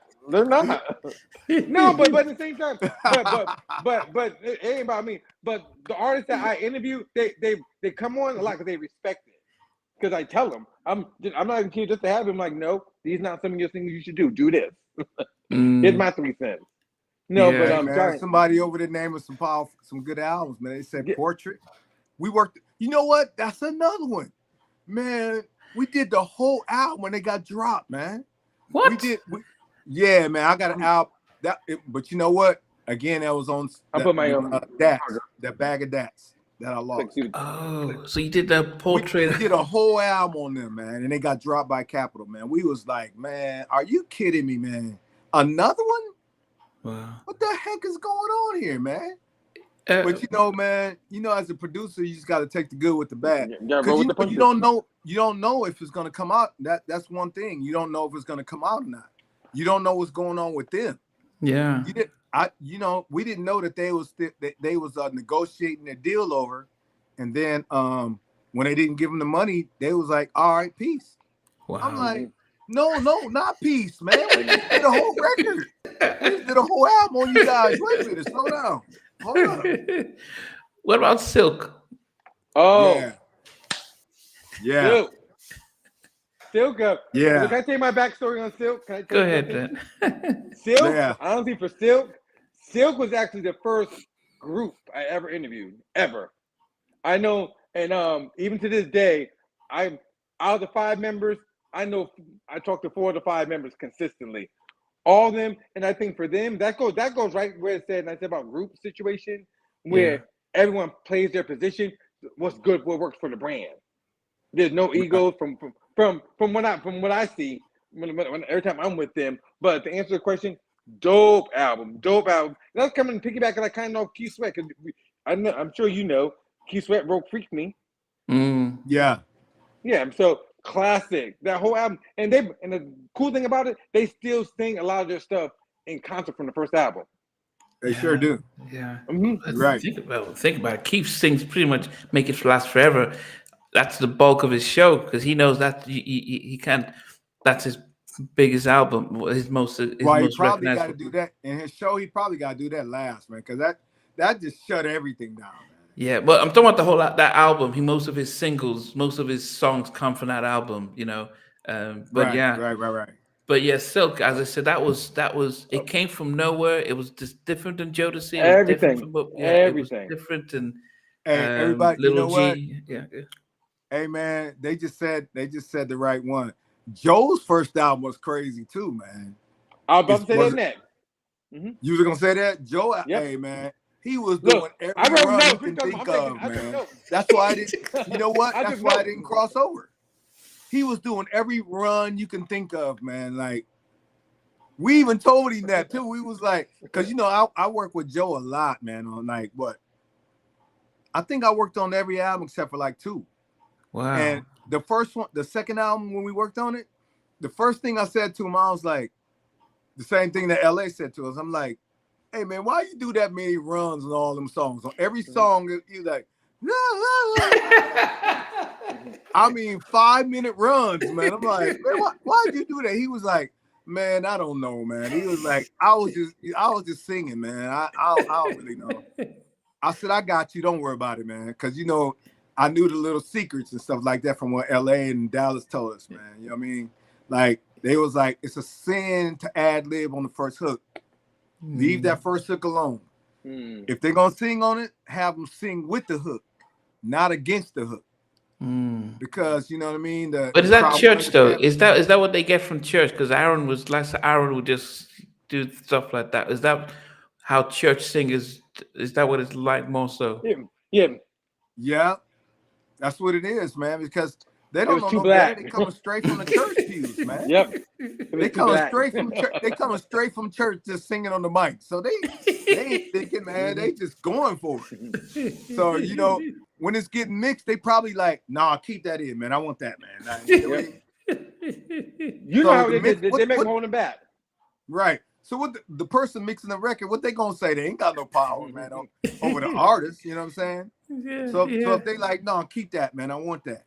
What you gonna do as a mixer, man? You like, all right. So there it is. Marty, who else is on your list? Oh, hold on. I put him up. I can talk y'all off. Hey man, they naming a lot of them over here, man. Next on my list, my high school days, John Legend. Yeah. The first album, Get Lifted. I think, and I love the transformation where he's at now. But at the same time, in the beginning with Number Ones and So High, that was that real John Legend. Like Ordinary People, he gave a little bit of everything on that first album. You know what? Hey man, TLC first album was crazy too. Yeah, we'll do males then, Tim. Though, so that's right. Only the males tonight. I know, but I was just thinking of some of the singles, man. I just have to put that out there. Yeah, no, definitely. There's a guy who his debut album got a lot of, I think it was in the top 10 of Apple's top 100, which I think was rubbish. Frank Ocean. Was his album all that? Hey, yo, man, that list is so backwards, man. I don't understand. I don't get that list, man. I don't get they that. They got Lauryn Hill. Lauryn Hill. Yeah, Lauryn Hill. Her album is number 1, right? Over Michael Jackson? Over Thriller? Whitney's not even on the list. Songs in the Key of Life. Songs in the Key of Life. You mean to tell me, man, they ain't even consider that number 1 instead of Lauryn Hill? Don't get me wrong, I love Lauryn Hill. I think she should be in the top 100, top 50, top 25. But number 1? Yeah. They even had Lemonade in the top 5, 10. And I'm like, no. I'm like, I mean, as I said, I am Sasha Fierce's. I love the only album I bought from Beyonce, but Lemonade, okay. So anyway, but but it's the Frank Ocean, because I remember when it came out, I listened to it and I was like, okay, but I don't know why people they were raving about it. I mean, would you have put it? It's a different it's a whole different audience too. Yeah, exactly. There's a whole, I'll say this, they know what they was doing. They know what they were doing. They probably sat him down and said, look, this is what it is. If you want to sell, it's a whole different market, a whole different audience. It's not for me. But at the same time, he has the right people in his camp to make it work for him. And I'm sure that's not what he wanted to do. I'm not speaking for the man, but I can see it. You know how it is when the artist is a dope record, but I'm not feeling it from the artist. They're just grabbing it. Yeah. And I think too, they made that list for us to do what we doing right now. For us to be like, man, talk about it, talk about it in conversation, and like, cause that they know good. Come on, man. This is iTunes, man. This is iTunes, man. You mean to tell me you ain't got Alexander O'Neal first album or second album on there, and you ain't got Janet, some of them Janet albums on there? Michael Jackson is way back. I mean, come on, man. Stevie Wonder is way back. I mean, yeah. Come on, man. You can, hey, Stevie Wonder got at least 10 records, man. He got 10 records that he made that should have been in at least in top 20. Yeah. And y'all, come on, man. they did that list for what we doing right now, man. They anticipated excellent. Marty, what else makes your list? Oof. This I remember growing up listening to this. Look, I'm an 80s baby, but I grew up listening to this. I remember my aunties were playing this, my grandma playing this. I wasn't a fan of his, but he did some couple of debuts. I became a fan of Keith Washington when he started doing debuts with Shantae Moore. But I feel, that album was crazy. His first album, I became a fan. You talking Candlelight and You, right? Yep, I grew up. That was bad, man. It was a little bit before my time, but at the same time, as I got older, I feel like that's a classic album. Yeah. You gotta be I think for that album, it did not get its due, but you have to be a real music connoisseur to appreciate that album. Yeah, like, seriously, that's a good way of saying it. It's a classic album, and because you know what, it was a little jazzy, little R&B in there, so it's like it was kind of like if you like jazz and you like R&B, this record is for you. Yeah, you know what I mean. So you're right what you're saying, man. Like you got to be a real connoisseur to really appreciate that. I know a little something too. Hey man, you know your stuff, man. I know a little something. I'm sitting here listening to you, man. You know your stuff, man. I know a little something. You know your stuff, man. And I'm gonna tell you, man, I've been following music, man, since I was a kid. Cause me too. You said you was from Milwaukee, man. My one of my favorite uncles, man, he was a DJ in Milwaukee, and he was like #1 for a long time. And he used to just send us all the records, man, since I was like 5 to 6 years old, man. That's how I got into, you know what I mean? That's how I got into music anyway, because he used to always send the records. And I remember he used to pull up at our house, and he always be playing something new, man. I'm like, who was that, man? I remember let me see. It's a slide from why don't you from who was that? From Slave, yeah. Oh, okay. Long time ago. Okay. Remember that joint? Okay, Man, no. I remember him pulling up in our driveway. He had a system in his car, right? So when I first heard that, man, I was like, what is that you playing, man? Golly. But he always had the new stuff, man. Okay. You know what I mean? Always. So that's what got me into like, okay, I gotta go every Tuesday. I gotta get. I don't care if it's okay. I gotta get it. I gotta get it. I got a whole library. I think I have like. I'm appreciative. Like in the time, people used to give me a bunch of CDs. I have thousands and thousands. Yeah. Do you ever rate Babyface's debut album? Oh man, how do we forget that one? I didn't forget. It's on my list. Mary Mac. What's the other one, man? Chivalry. I Love You, Babe. I Love You, Babe is one of the baddest. Oh my goodness, man. Hey, when you listen to that record, man, you gotta go back. And when it go off, you gotta go back, man. You can't even finish it. I Love You, Babe is one of the craziest R&B joints, man. It's like, man, what them boys was thinking about. No, I always be saying that because I'm a producer and writer myself. You know what I mean? So I'm like, how come I didn't think of that, man? It's simple. Like, I didn't think of that. I Love You, Babe. I Love You, Babe is so simple, man. It's so simple. I'm like, how come I didn't come up with that, man? Dang. What do we make of John B's Bonafide? Crazy. Classic album? No. Okay. Classic album? No. Not at all. Again, to me, I think that's a lot of. To me, it was another Babyface album, really. But at the same time, it's a great, solid album. Plus, I'm a fan of John B. Wait a minute. Hold on, man. I'm looking at my wall. Bonafide was his second album. No, that was the first one. So the second one was Cool Relax was the second. Cool then Relax. he had. Oh, my fault. You're right. Yeah, you're right. Yeah. You definitely right. So Someone to Love. It was on. Yeah. Yab Young Records and all that too. Yeah. You know what's crazy, man? We ended up getting with him through our business manager, man. We had the same business manager. He was like, hey, man, I got this white dude that's so funky, man. but you know what? Nobody know what to do with him, man. It was like, so I'm gonna have him come here, man, and do some records with y'all. I'm like, okay. So me and Bob did They Don't Know that night before he came in that day, right? So I was like, you know what? I don't know if we're gonna do anything. That's from the second album. Yeah, the second album. Okay. So when he walked in, he was like, "What's that, man?" I was like, "This is for you, man. We just made this last night, man." He was like, "Man, let me go in the booth real quick." Man, he went in the booth, man. We just was like, so he was just like whatever coming to his head, he was just singing, he was humming the melodies, and then we just kept coming. We just was like giving him words, and he would come up with a word after that. We was just that was the first time that me and Bob didn't jot nothing down. Wow. You know what I mean? I must say that was the first time.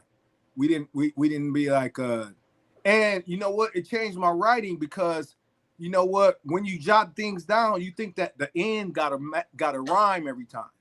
Okay. You know what I mean? And the melody is already rhyming already when you do it. If you find a dope melody, it's already doing what it's doing. So you don't need to worry about like, you know, Paul, Hall, call, you know what I mean? So when you write and then you looking at it, you thinking that everything got a rhyme on the end, man, not knowing that the melody already doing what it's doing. Right. So that was the first one that got me not even right. I didn't even write nothing down after that. Wow. Does Dave Hollister's debut album, does it match up? Because he had such a big hit with Before I Let You Go. But do we think his debut album? How would you rate that? It was good, but it was good. I mean, because I even did. We did a record on there. We did a Favorite Girl on there. So, me personally, I think his second one was better. Yeah, I think I'm too brutally honest. I think that one don't even deserve that much conversation. Seriously, I think it's not. I mean, it was. I think it doesn't. It was, hey, I love this guy, man. it don't deserve that much conversation. Hey, man, I gotta come. Hey, when can I come on to your radio? You said you got a. You said you got a station, right? Yeah, podcast, whatever. Yeah, hey, man, I gotta. Hey, I love him, man. I gotta come on this podcast. Well, we'll talk. He just keeps it real, man. I love that about him, man. He keeps it real, man. I think. No, first of all, I appreciate Neil even inviting me on because sometimes he's been following me, I've been following him sometimes, and I always give people their flowers, and I appreciate him giving me my flowers. And sometimes I always, even prior to me coming on, he knows I shout him. You know I shout you out a lot. And but you know, I've been following Marty's. I started this week 4 years ago, and I think within the first month. Congratulations! Thank you. Hip Hop Elise, we're both good friends. Hey, with what's your Elise. Instagram, man? It's my name. We'll set it up to Marty A Johnson. That's my name. Okay. Yeah, but I'll send it to you. By the way, you know what? Everybody that's watching, follow me, man. At I am Tim Kelley. I got hacked, man, at 11 million, man. 11,000, something like that. I don't know, something crazy. I got hacked, man, and that's why everybody don't even think it's me, man. It's crazy. I'm writing it down. Getting messages. They like, is this really you, man? Because they seen how small my numbers is, man. They like, is this you? I'm like, yeah, it's me, man. I got hacked. I'm gonna put you. I'm gonna put both your IG stuff in there.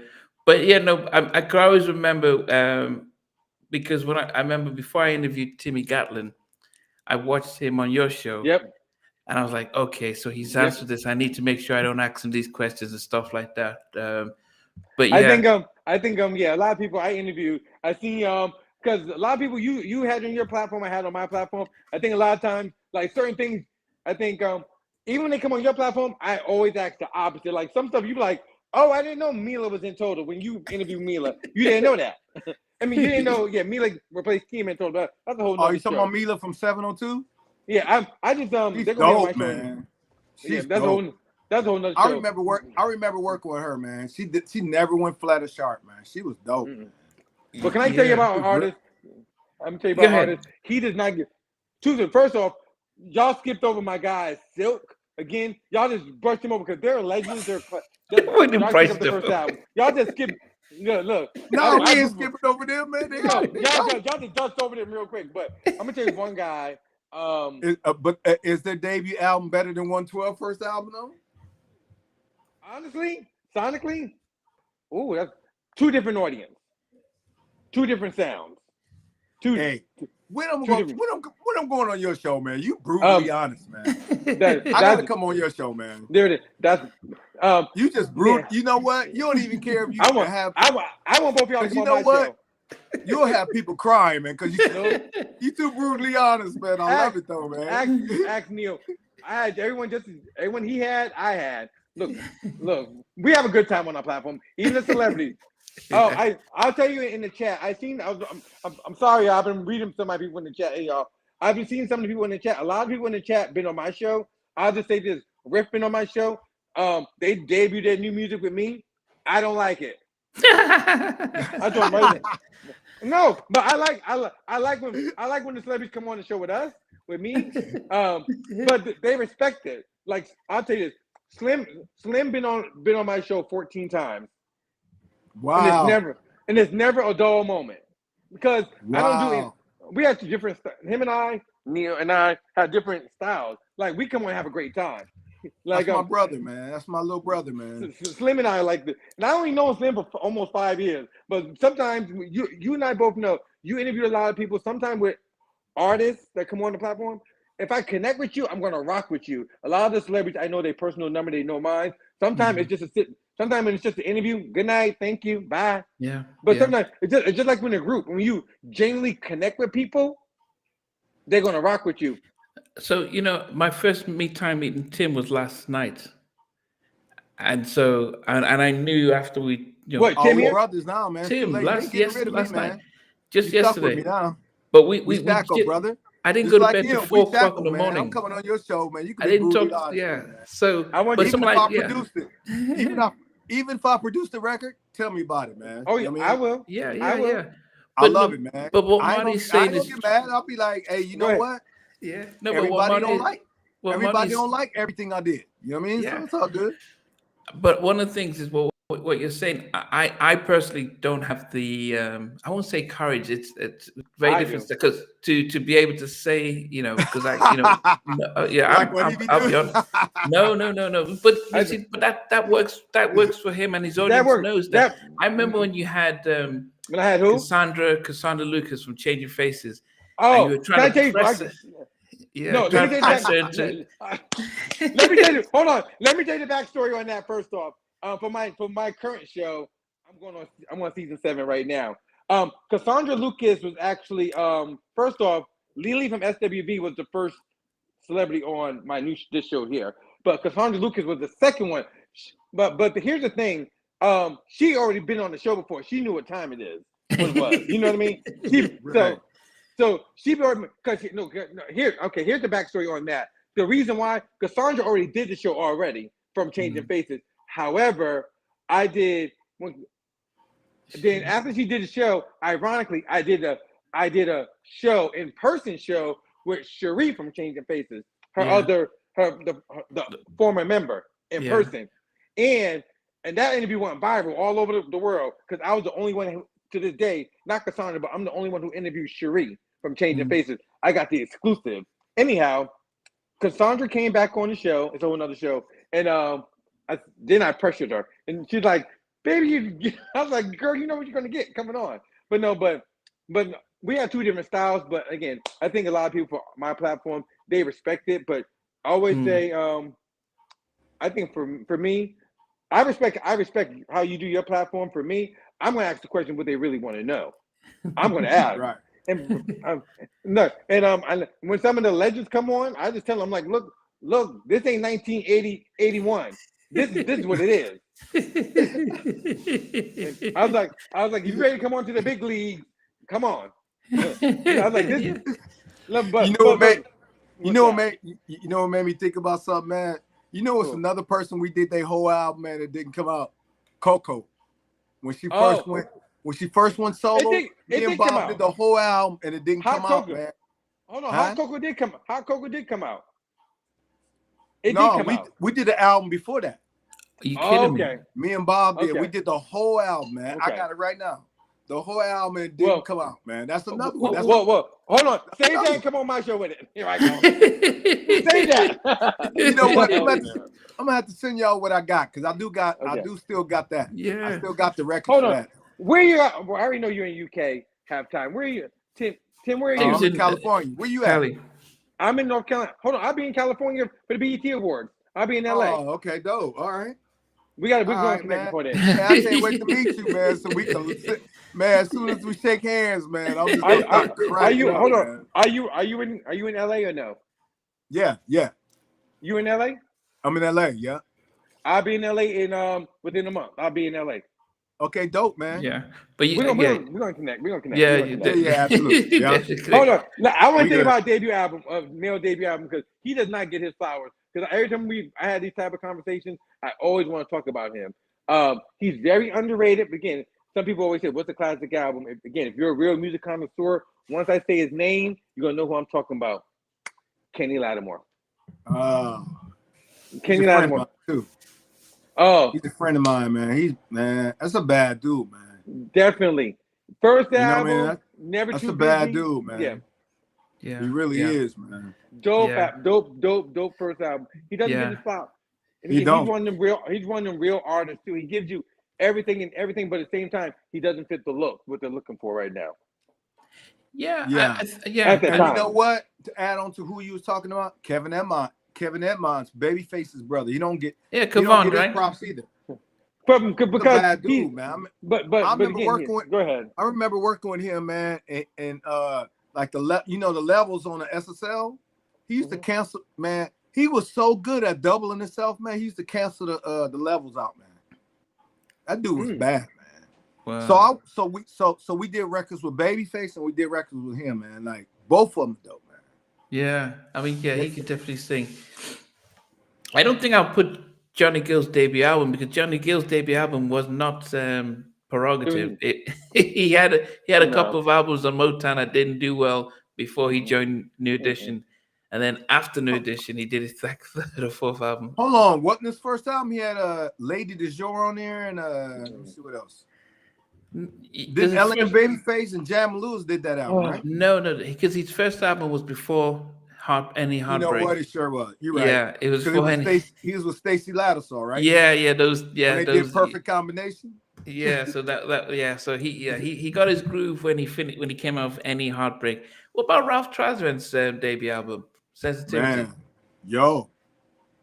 Because he had Jam and Lewis on it. Yeah, I think he had Timmy Gatlin did some stuff in there. Yeah. I know you're not saying that's a classic album. I hope you're not saying that. Yeah, not classic album, classic songs on it. Okay. You know what? Sensitivity is one of the baddest joints ever, man. Yeah, think about it when they went to that bridge. That's a classic record. That's a classic single. That is the single. You know what's crazy, man? They made the bridge the hook. Like, you need a man with sensitivity, a man. It's like they went to the bridge, man. They made the bridge the hook. That's when I started doing that a lot, man. I was like, that's real clever to do that, man. Like, you just skating along, just going, all of a sudden it just changed up, and that's the hook. That's not the bridge. You know what I mean? I'm like, Jam and Lewis is some clever cats, man. I'm telling you, man. Yeah, clever dudes, man. Remember when they was doing SOS Band, man? Yeah, they did SOS Band. The Finest. I mean, even when you sleep. What else? Tell Me If You Still Care. Yeah, I did that over. Man, I did that over on so many people, man. It's unbelievable. I did on Monica. I did on Deborah Cox. I redid that on like me and Bob. What, 5, maybe 3 or 4 artists, man. Golly, man. Do we class Baby D's Poison album? Would we acknowledge that's a classic album? Now, 100% yes. Yes, that's a classic album because that is. It is because you know what? Underdog, go ahead.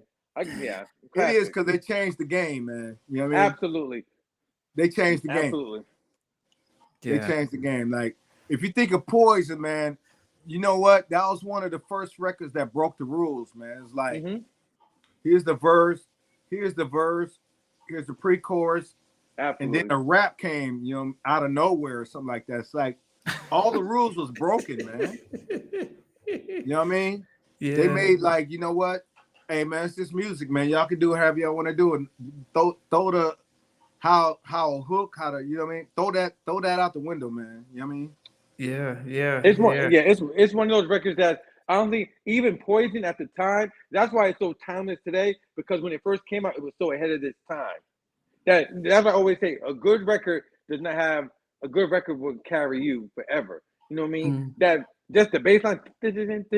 That's a whole classic album. I think it was like 5 or 6 singles off the whole album, and that's very rare, even in the 90s. I agree. Like single, and they would never see that again. Of course not. But that's the they can tour with that. Just them three, and there was all 3 of them were underdogs. Coming. Yeah, they weren't supposed to be expected to make it and stuff. Yeah, I mean that was a global. And then hey, by the way, you know what? I think Wookie Stewart, rest in peace, man. No. Timmy Gatlin, they did a record on that second album. Wookie's still around. He's still around? I thought Wookie's still around. No, he's not. He passed away, man. He's still living? No. Dang, I'm putting him in the grave. And Wookie? He sent me a message yesterday. I mean, trying to, man, he a bad dude, man. Bro, you put people in the ground already. I'm putting them in the ground and they ain't even there, right? He sent me a message just yesterday, so I know he's okay. Oh, okay. You know what? they did a record, I Do Love You, man. Yeah, that slow joint. I do. Oh, yeah, that was yeah. crazy, man. What was that off the first or second album? The first album, but they also did When Will I See You Smile Again? That's Timmy Gatlin. They did up. Yeah, Timmy Gatlin. That was supposed to be on the Guy album because he wrote that. He wrote that. That. You're right. You're right. So that was Timmy Gatlin. When Will I See You Smile Again? Wow, Smile again. Yeah, that's yeah. You know what? I'm gonna tell you, man.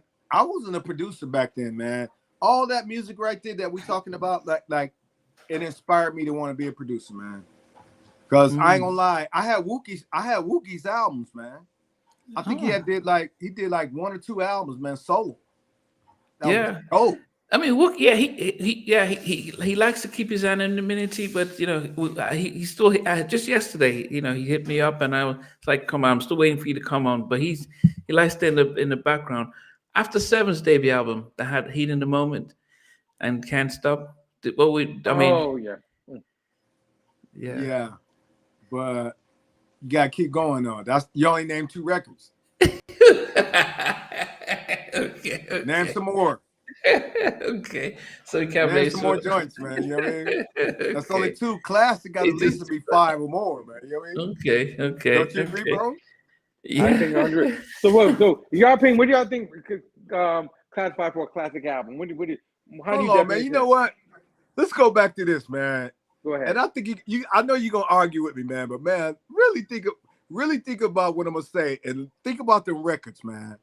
Albie Shore's, man, first album was crazy. I still listen to that to this day, man, religiously, man. Yeah, most people on here will agree with In Effect Mode. In Effect Mode, it's not a classic album. Man. Okay, look, I can name 5 records right now that's crazy. Ooh, This Love Is So. Let me see. Night and Day, Ooh, This Love Is So. If I'm Not Your Lover. Rescue Me. You know what I'm saying?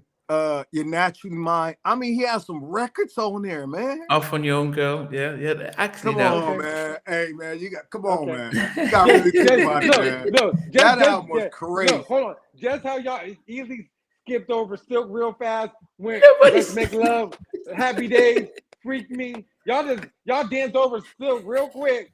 Y'all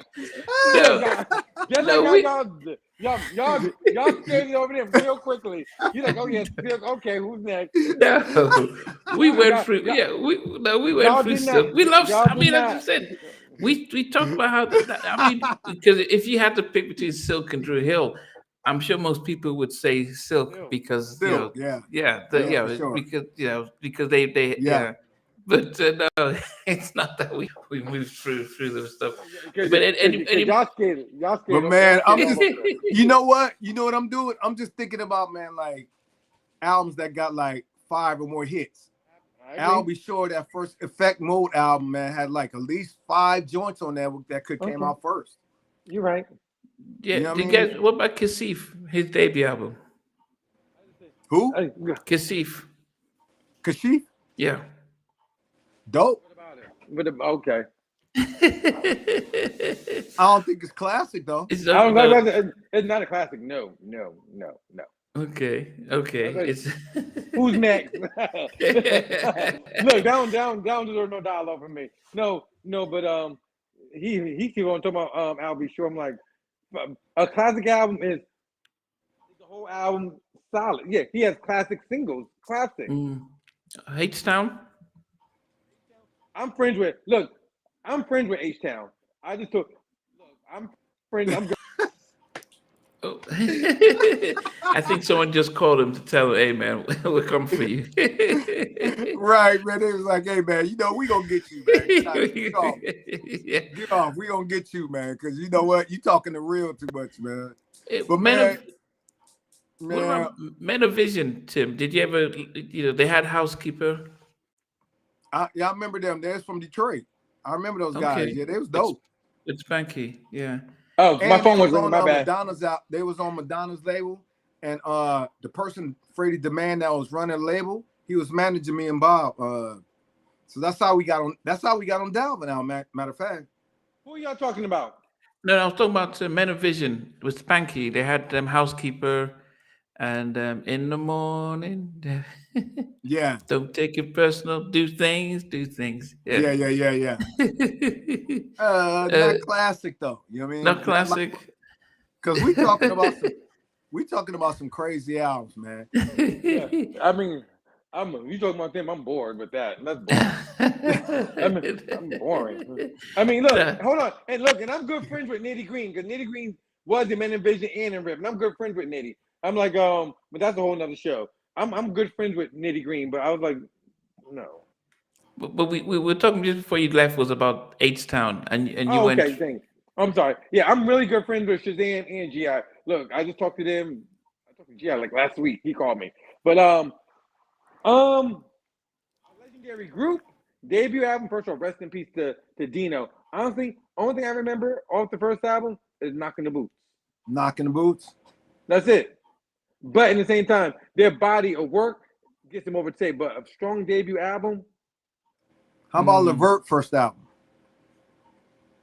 For my time, but it is. But at the same time, I do remember that was dope though, man.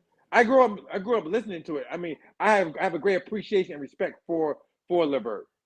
How about him Two-Mate's first album with Juicy Fruit and all that? Oh yeah, classic. That was crazy, man. Classic. They had some crazy songs on there, man. I simply like and all, man. It was some. What about Next? Next, they had Next RL tweet Next. That was dope, man. You know what I mean? T-Lo, that's my brother, man. But I don't know. They did. That's the more you think about it, man. KG did his thing on there. It was like about 5 or 6 singles. It was 5 or 6 singles on there. Have you interviewed Next? Have you interviewed him? No. Just that's the KG. I'm just KG from. What KG doing right now, man? That's my guy, man. I interviewed KG too, and Next. I interviewed both of them. Yeah, so KG's he's gone back to put his so Coffee Brown. They're just doing some new music, and then he's got the Illtown Sluggers. So he's gone back in the studio, and I think they're working on new stuff for Jaheim as well. So KG's back in his All of us we was managed before by the Flavor Unit, man. Oh, you were under Flavor. We was with Queen Latifah when she first started. Okay. Her and Shakim. Yeah, so we was managed by them. Okay. So that's how we got real cool with KG. Okay, yeah, definitely. What about LSG? What did we think of that Levert? Oh, we can argue about that right there. Sweats and Gil. Did we think that album right there? No, we can. That's a good one there. Honestly, that is a classic album. Okay. The first one? Of course, the first one, definitely. The first one, definitely. What was the first 2 singles off that? My Body. What was the other one? But I know the singles off I know the album though. Like soon you come on, like the interlude. Yeah. What's up? I remember the album. I don't remember the single. I remember that album. Okay. So I do remember that album is a great body of work. Yeah. And I think I played their album so much, I don't remember the singles. And to me, that's a great body of work. When you just let the album play and you're not just skipping to number 8, number 4, number 7. Right. Yeah. You get what I'm saying? You know what? Soul For Real first album, man. I interviewed Soul For Real. I interviewed Soul For Real a zillion times with Jace. Look, I worked on the second album. I did what 2 joints on there for Heavy. Okay. Let's see. Al Green song. Remember that to Stay Together? We redid that, and then we did another one. Man, that's what you know. What? It's crazy, man. The song that I was telling you about that. Carl did the demo, man. So he was doing some crazy runs, man. We was like, I mean, coming from all kinds of places. We like, these boys ain't gonna be able to do that, man. Change that up, man. Come on, man. But the difference between you're gonna have us doing these vocals, man, for 2-3 days, man. Come on, man. But man, are y'all still talking about Soul For Real? Yeah. Yeah. I was telling him about like Carl Thomas was doing our demos for us back then. So he did a demo for him, and I'm like, he was doing too much, man. I'm like, these boys can't do that. They ain't gonna be able to do all this, man. Especially they didn't know the young kid. The young kid, he had a good voice, but he ain't had them runs like that, man. I'm like, man, that ain't gonna work, man. And what's on there, they're gonna be trying to copy it. So I'm like, you giving us more work, man. They didn't know what to do with that group. That's right there called terrible management, bad production, fire everybody and regroup.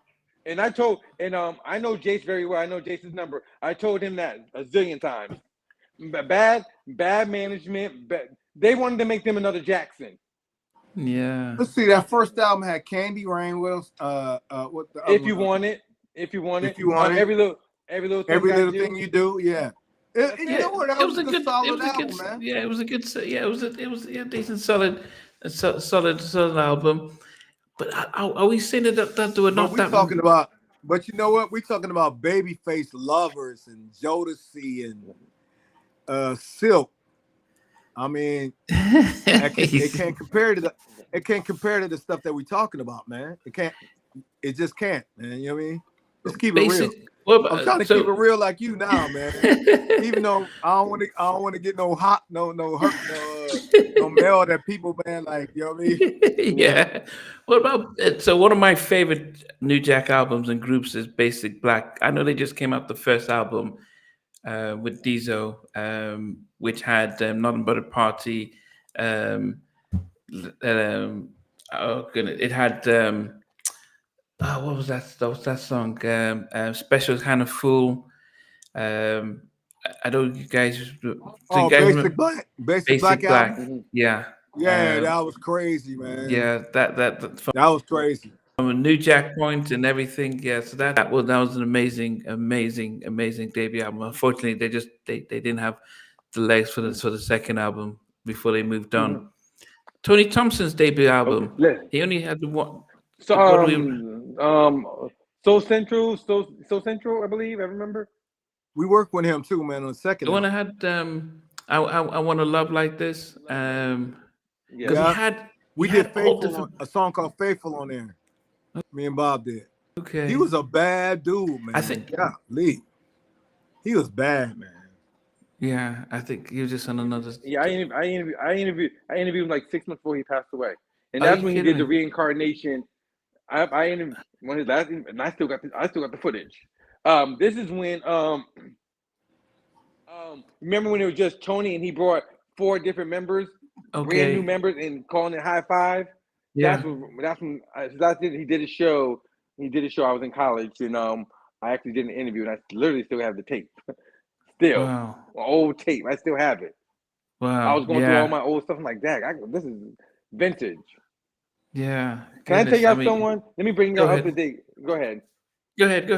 Y'all been talking about a lot of people. Some of the people were before my time, but at the same time, I am familiar with their music. That's why I like this demographic here. But at the same time, this is when this person here I go setting it up.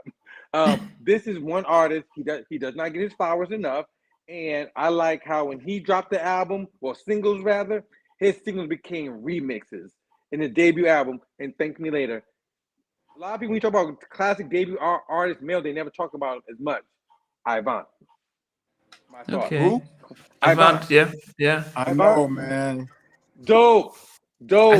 Yeah, he was dope, man. The issue we had with him was that he looked like a cheap version of R. Kelley because he had the same sound. He sounded like him, so it felt like, oh, you're trying to do R. Kelley now.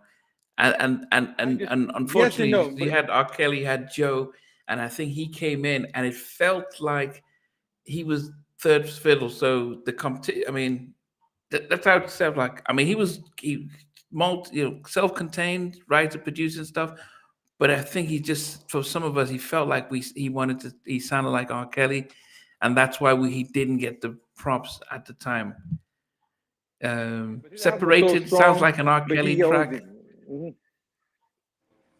Yeah, I mean, this is an opinion, but right. But I like the respectful conversation that people have. I like this, but at the same time, I like how what he did was he always made stuff his own. He always had a remix, but people slept on the remix with him and Kelley Rowland as the first single. Right. He always he knew that he had. I think he doesn't get them his flowers because of that always comparison. And I think that's how he always try to switch it up by throwing a Kiki Wine on it. But My First Love on the first album. Why was the first? Why was on his album? Hold on. Again, that's one of his albums that. Hold on. Destiny, Serious. I'm trying to think of the album because that's the album. Pick it up, people. Stream it. It's one of the albums you play all the way through. Avant always gave you, man, every record, man. I remember we worked with him, man. We did like about 3 or 4 on maybe 2 albums ago. He on SRG right now. You know that? Yeah. So he's releasing some of his tracks there. Yeah. So you know what? Yeah. A lot of the songs come out, people don't even hear it. Right. Dope albums, man. But you remember I told you the problem with that, right? Yeah. You meant they put no money behind it. They weren't putting money into. But I think doing an album just to be doing it, man. You know what I mean? Yeah. He's doing the album, man, so all your relatives can hear. You know what I'm saying? Like, yeah. No, but as I said, your cousins and your aunts can hear the record, but nobody else gonna hear the record. But but definitely at the time when Avant came out, man, I most people would tell you that, man, he sounds too much like R. Kelley. He's trying to copy R. Kelley, and I think that was unfortunate for him. He might not. It's like Drew Hill. People would start saying, okay, a poor man's Jodeci, you know. But then they had some big hits that put them In My Room and In My Bed, the remix. The Tell Me, so they had some hits that were different from Jodeci, but then because it was that very much Cisco leading, and he wasn't as powerful as KC, that's where people would say, okay, they're baby version of Jodeci. They weren't as distinctive. So, but Avant was just unfortunate for him that he wasn't around when R. Kelley was. He owned pretty much most of R&B back in that early mid-90s. I agree with you, but again, that goes back when I said if people that back then bought the album, you listen to the album and you really hear the real true definition. That's people that really like us appreciate the music and the body of work. If you actually listen to the whole album from beginning to end, you're like, wow, this is an album. This is an album from Serious to Destiny. Like I said, that's one of I agree with what you're saying, but at the same time, people respectfully say it's a classic album because they don't know. They only know the singles of what they hear, if that makes sense. Yeah. What they hear on the radio. But we buy the album, we be like, oh, at the time when we was bought albums, we're like, oh, this is nice. What y'all think about Cisco? I'm looking over here. What y'all think about Cisco's first album? That was crazy too, man. He had a nice solid album, man. Okay. I mean, Tim, I know everybody couldn't get past Thong Song. That's what it was, man. But I mean, the thing about the Thong Song was that it was at a time when the Macarena was big and Viva La Vida, so it captured us in that part. But sometimes I think it was he had a little dance and had the video and everything. But you guys had issues. Did you try and convince him not to say "Living La Vida Loca"? It was just that. Yeah, I did. Could have changed the lyrics, and that was it. Remember, it's crazy. Okay, so I did the track, and then what happened? How I got all mixed up because Bob went back to Atlanta. I think his kid was just born, so he went to Atlanta. So me and so Cisco was on a plane, and he was calling us from the plane. He was like, hey man, cause I told him, man, I was like, I made that for Michael Jackson, the track. He was like, man, if you give me that track, man, I'll give you 100 G's, man. I was like, turn around, man. Let's go. He was like, all right, as soon as I land in Baltimore, I'm just gonna jump on another plane and come right back. I'm like, all right. So ended up back that night when Bob had left. So when we was doing a hook, he was doing a hook first. We was coming up with the hook together, right? Which he got a whole nother thing, but we was coming up with the hook together. And I remember he was messing around with some of the verses, and when he said "Living La Vida Loca," I said, we're going to clear that, man. No, we not, man. I'm like, you saying the melody, man. it'd be different if you was saying it a different way, or if you was talking it. But you said "Living la vida loca." That's the melody, man. You got to clear it. Nah, you gotta pay that.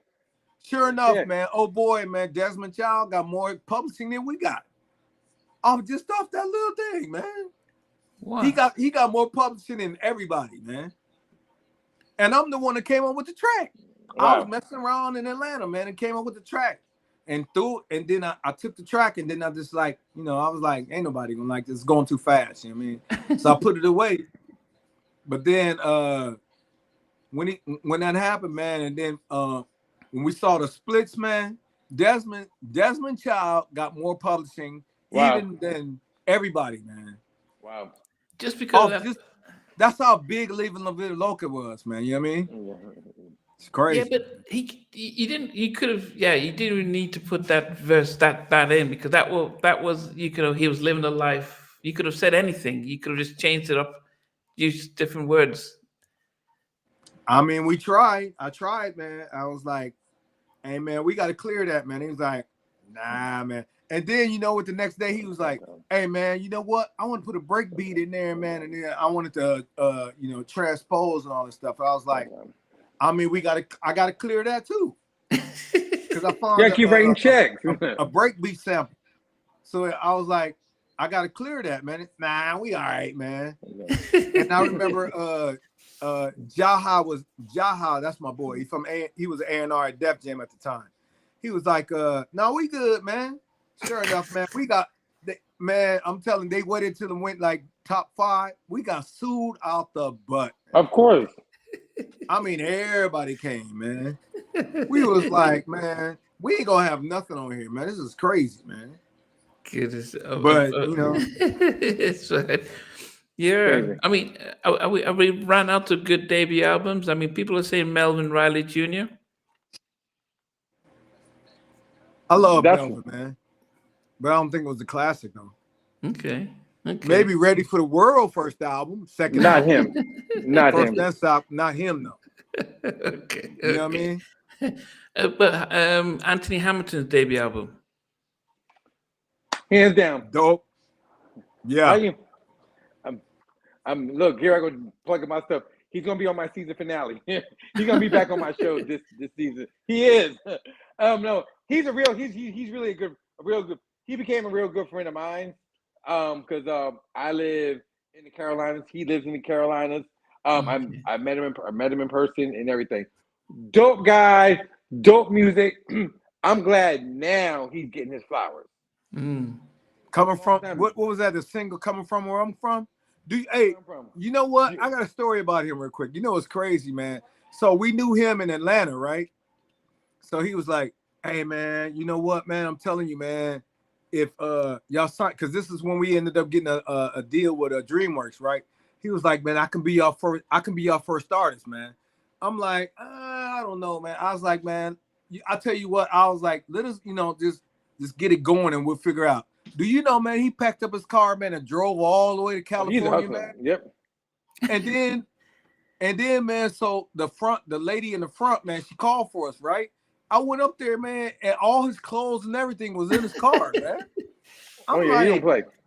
I'm like, man, you just drove from Atlanta, man? He was like, I just drove from Atlanta, man. I was like, wow, man.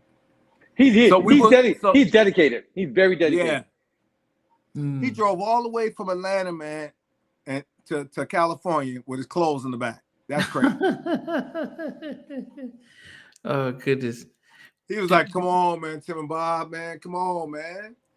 I was like, all right, man, let me figure it out. And then when I did that, when I was figuring out, he went and did a demo, and then Jermaine, I think Jermaine Dupri signed him or something. No, his Jimmy father. Love. No, come on, go ahead. Okay, yeah, I can't remember where he went direct to. Okay. Gerald Levert. I think. Do we rate his debut album? Private Line. You know what? I asked about that earlier. Remember when I asked that? He did that. He did. Yeah. Oh, okay. Yeah, and then someone's mentioned Bilal, but I mean, are we run out of classic albums? Are we thinking that it's are we thinking about I mean, are there any other ones that come to our minds before Tony Rich? I mean, no classic. I like class. I think the bar has been said about people that we gave homage to. I think if the artists don't have a certain caliber, I hate to say not mentioning competition. I think there's so many other. I want to give people their flowers. Eric Benet. Oh, okay. Somebody said Glenn Lewis, man. His album was crazy too. That first album. Yeah, and Eric Benet was different. That first album was crazy, man. Yeah, Benet was different. He was unique, and he had a style and that was unique. Yeah, that was different. Oh, Player. Yeah, Player. Oh, Player. Absolutely. Yeah, that was dope. Absolutely. Yeah. Absolutely. That was in there that passed away. Rest in peace. Now I know he passed away, so he was a bad boy, man. That was a good album, man. I agree. They was part of the basement, man, that Devontae had. Yeah, because you think about if he was able to get that sorted out, he had Missy, he had Timbaland, he had Magoo and Tank, he had all these people in his crew, but he just things were just in a different level then. Well, this was Craig David because he had 7 days. He had I can't remember the other thing. Classic. Look, if you can't remember it, you know it's not a classic. Can you fill me in? Can you fill me in? If you can't remember, hey, you know what? Hey, well, I was gonna say an album, but it wasn't their first album. New Edition, that one, Can You Stand the Rain on there, that was a classic album, but it ain't their first album. It was pretty much one of their last. Crazy. Can You Stand the Rain, Boys to Men. I mean, they had so many records on that album, man. Yeah, that was Candy Girl. I think Popcorn Love. Is it Popcorn Love? Okay, what was that? Yeah, it was. Oh, Aaron Hall, the baddest albums ever. You got to talk about. We got to have another show talking about some of the baddest albums ever come out. That's got to be on the list right there. That's one of the baddest albums that ever came out. Yeah, y'all know y'all stuff. Y'all do. So do you, man. Yeah, we didn't even talk about Jagged Edge's debut album. I like it, man. Didn't they have a Mary? No, second album. That's next album. Oh, okay. Okay. Let's Get Married. That was the first album, wasn't it? No, sir. So it wasn't? No. On the first one they had Gotta Be. Look at that right now, man. I think it was on their first album, man. No. Because I was part of that album right there. Okay, I'm gonna Google it. If not, you get my apologies. Look it up real quick. I guarantee you it was on their first album. Matter of fact. Look real quick. Let's Get Married. It's on their first album. Second album, sir. I'm wrong? I know it, because that was J.E. Heartbreak. I know what I'm talking about, but I'm gonna look at it because I was in 10th grade. I remember that. Second album? It was their second album? No, the first album was a Jagged Era. No, and look, the second album, Let's Get Married. I know. Let's Get Married, 2000. How about God? Hold on. So that slow song, I Gotta Be the One. I gotta be the one. First album. That was in the first album. That was first album, right? Yeah. Okay, so them kind of sound similar. That's why I got to mix it up a little bit. Yeah. I don't have no plaques behind me, but I know I know a little something. Hey, you know what? Hey man, when we get up, hey man, we got to link up, man, because you know your stuff, man, for real. Look, both of y'all do. Because he naming a lot of records too, man. You got to give it up. Look, y'all come on my platform. When y'all want to come on my platform, tell me. Y'all both welcome. Anytime you live to give an invitation, Marty, I'll show. Both of y'all to not be producers, man. Y'all naming some albums right here. Man. We both interviewed a lot of people. Look, we got two different perspectives on things. He has his version. I got my version. I love it, man. I love it. It's a great balance. I like you guys that. Good. You guys are good, man. But you know what? Yeah. I did my homework because, like, when I was trying to be a producer, man, I was going to Super Tuesday, man. So, I mean, when I tell you, man, I can name some artists. Y'all be like, who is that? You know what? I know it was a debut album. You probably don't even heard of him before. Have you heard Mickey Blue's first album? Okay. A guy named Mickey Blue? What year was this? I mean, yeah, either one of y'all. As long as he's not y'all heard of him? In the 70s or 60s or no, it was the 80s, man. It sounds old. I wasn't born. Yeah, that sound old. No, he was a knockoff. He was a knockoff of Babyface, man. He was trying to be like Babyface's first album. But Mickey Blue, look it up, man. His first album was crazy, man. Wow. It's called Lock and Key. It came out in the 80s. Okay. Man, he has so many singles on that, man. Oh, man. I mean, I can go on and on, probably on some artists y'all wouldn't even know. You know what I mean?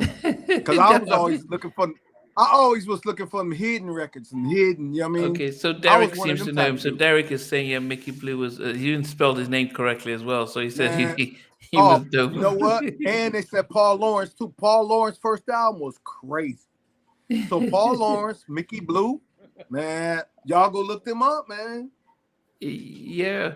Did you ever listen to Colin England? Yeah, that was dope too. Yeah. And what about out of the UK? There was a guy called Omar. I remember him. Okay. I don't think it was classic though. I know we don't. Now I'm getting, I'm getting Ruby out like my man. Yeah. You're listening to and David Peaston. Because he hurt people's feelings, man. Yeah, he did. For me? Yeah. Hey man, he had me walking to the corner with your tail under yourself, man. I know. He be telling the real, man. I always tell people. Tell the real, man. If they're not ready for the real conversation, I would tell them, don't come on. Hey man, this is how I know he the real thing, man. He argued with me, man, on Albie Shore first album. Come on, man. You know how many people grew up on Albie Shore? That's nice. Well, I know you grew up on it, but unfortunately, sir, no. Yeah, classic singles. Yeah. Classic album, man. Well, who's next?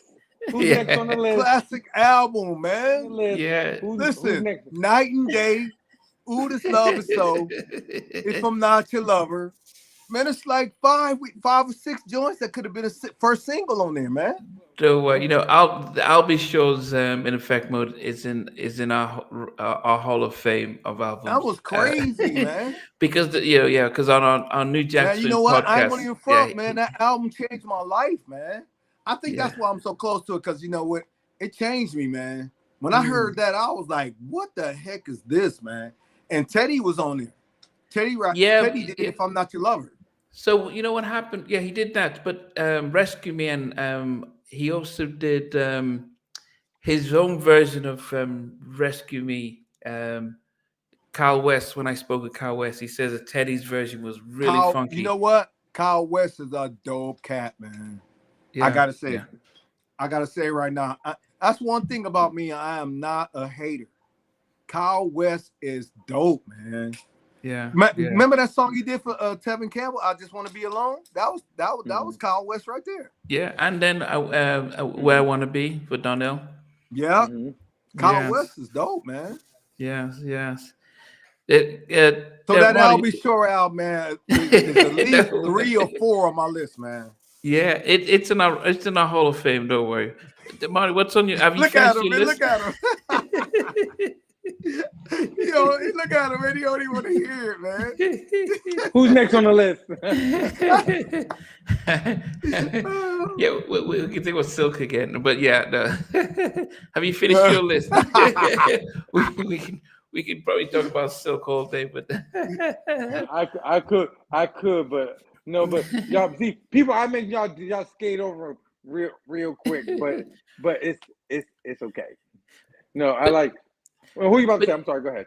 No, keep talking. Hold on. Yeah, I was just about to say that I know you recently Q's been doing interviews and stuff and trying publicly to try and reunite with the guys, and do you think would ever see all four come back, knowing what you know with the guys? Okay, like I said, I know Slim and Mike very well. I'll say this. Initially, I'm gonna say this. Initially, I reached out to all four members at the time. Initially, I reached out to all four members. Slim and Mike reached out to me immediately and got back to me instantly. So I'm kind of biased to that effect, but to answer your question, I think a real sit-down conversation would need to happen. But splitting it 2 ways is better than splitting it 4 ways. if the money situation, right? I honestly, I'll just say this without telling too much what was told to me off camera. I think they need to have a real heart-to-heart conversation. I can see that happening, whether it's a documentary, because they do have a story to tell. They have a story to tell with the affiliation of what's going on with the label they came from, the original label. I think for them, people just need to play their position in a group situation. I don't know what really happened throughout that. I think a conversation will be had. Okay, have you reached out to any of the guys? Because like I said, Slim reached out to me yesterday. And Slim's coming to my show, I believe, sometime in June. Actually, I'm going to Atlanta on Friday, and I believe I'm going to see Slim myself on Friday. But anyhow, to answer your question, I can see that happening at the right situation. I can see that happening. It won't be 3; it has to be all or nothing. Yeah. It can't be just 3. It can't be just one member coming back. All 4 have to reunite. Yeah, Tim, we're talking about 112. But that's not. That's what I said. That ain't not gonna happen. No. But like I said, man, hey, trust me, man. Me and Slim I tried to talk, man, Slim off the ledge, man, and like Q off the ledge, man, a lot of times, man. Them boys, man, is really stuck on some of them stories that happen. Stuff that happened, man. I'm like, man, let it go, man. It's not bigger than the sum of y'all parts. You know what I'm saying? Like, whatever happened, man. You know what I mean? Y'all got to move on, man. They are not going. I'm telling you, they ain't budging on that. And 2, Slim owns the name 112. You know that too, right? He sure do, yeah. Slim owns the name. Yeah, Slim owns the name 112. I don't see that happening again. Splitting it 2 ways is more better than splitting it 4. And they're more popular. They make more money now. Yeah, I think And when I did speak to Slim and Mike, they said, look, the last time they were in the same room was when they were in court. So for me, if you get to that level where you're taking one another to court, I think it's hard to recover from that unless somebody comes in with a big wad of cash and says, look, this is what's going on. But so it's disappointing, but we learn that I'll take the interview though. If Q or Duran want to come on my platform, I'll definitely do the interview. And out of respect, I will. Sorry, guys, I had to stop and eat something, man. No, that's fine. It's fine. Yeah.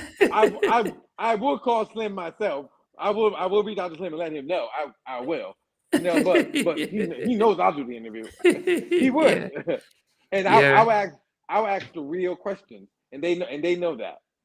And another thing, so I asked them, like, as fans, do you think we'd ever see the 4 of you together? Just, I was hoping them to say, look, you never know.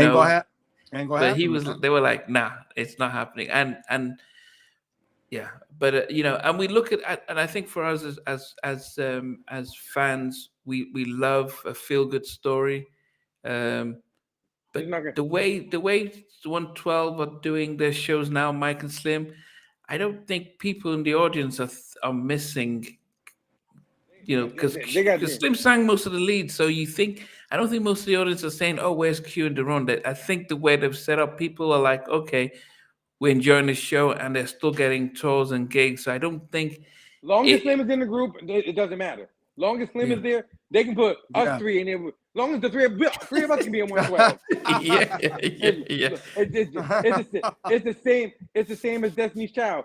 Look, and I interviewed Next. Tweet left the group. Guess what? RL's still there. Is RL still there? You're right. He did Yeah. leave the group. First thing you're gonna say is tweet at the group. Oh, they broke up. Is RL still there? Look, Cisco. people gonna look for the star. Yeah. If the main vocalist is still the around, main then vocalist still there. yeah. So yeah, and I think so at the end of the day, I think it's as I said, most fans when they go to see 112, I don't think they notice anything. I would say this. And Tim we can both. I think we can agree on one thing. This has not have been said to me, but I'm just gonna say, in my humble opinion, With the Albie Show album.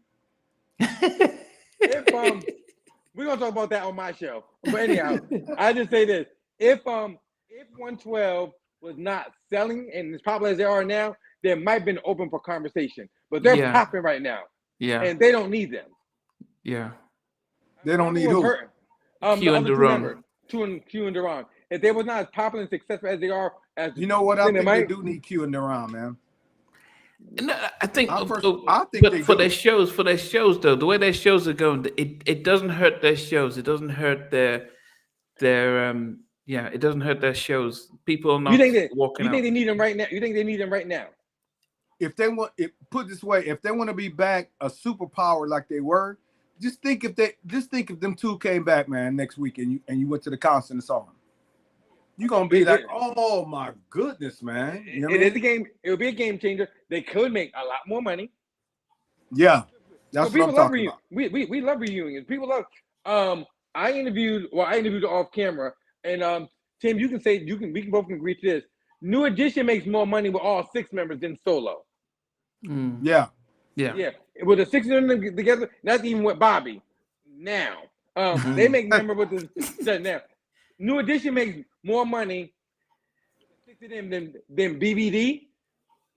By itself, so everyone loves a happy ending. Just like I know a different topic. In Vogue can never get back together. That's a whole nother show. But they can make a killing. That's a whole nother show. Yeah. If they got Dawn and Maxie back, and then they say, okay, we're coming back in, I think it would. Because you know what it is? I think it's like what I was saying. I'm sorry to interrupt you. No. I think, man.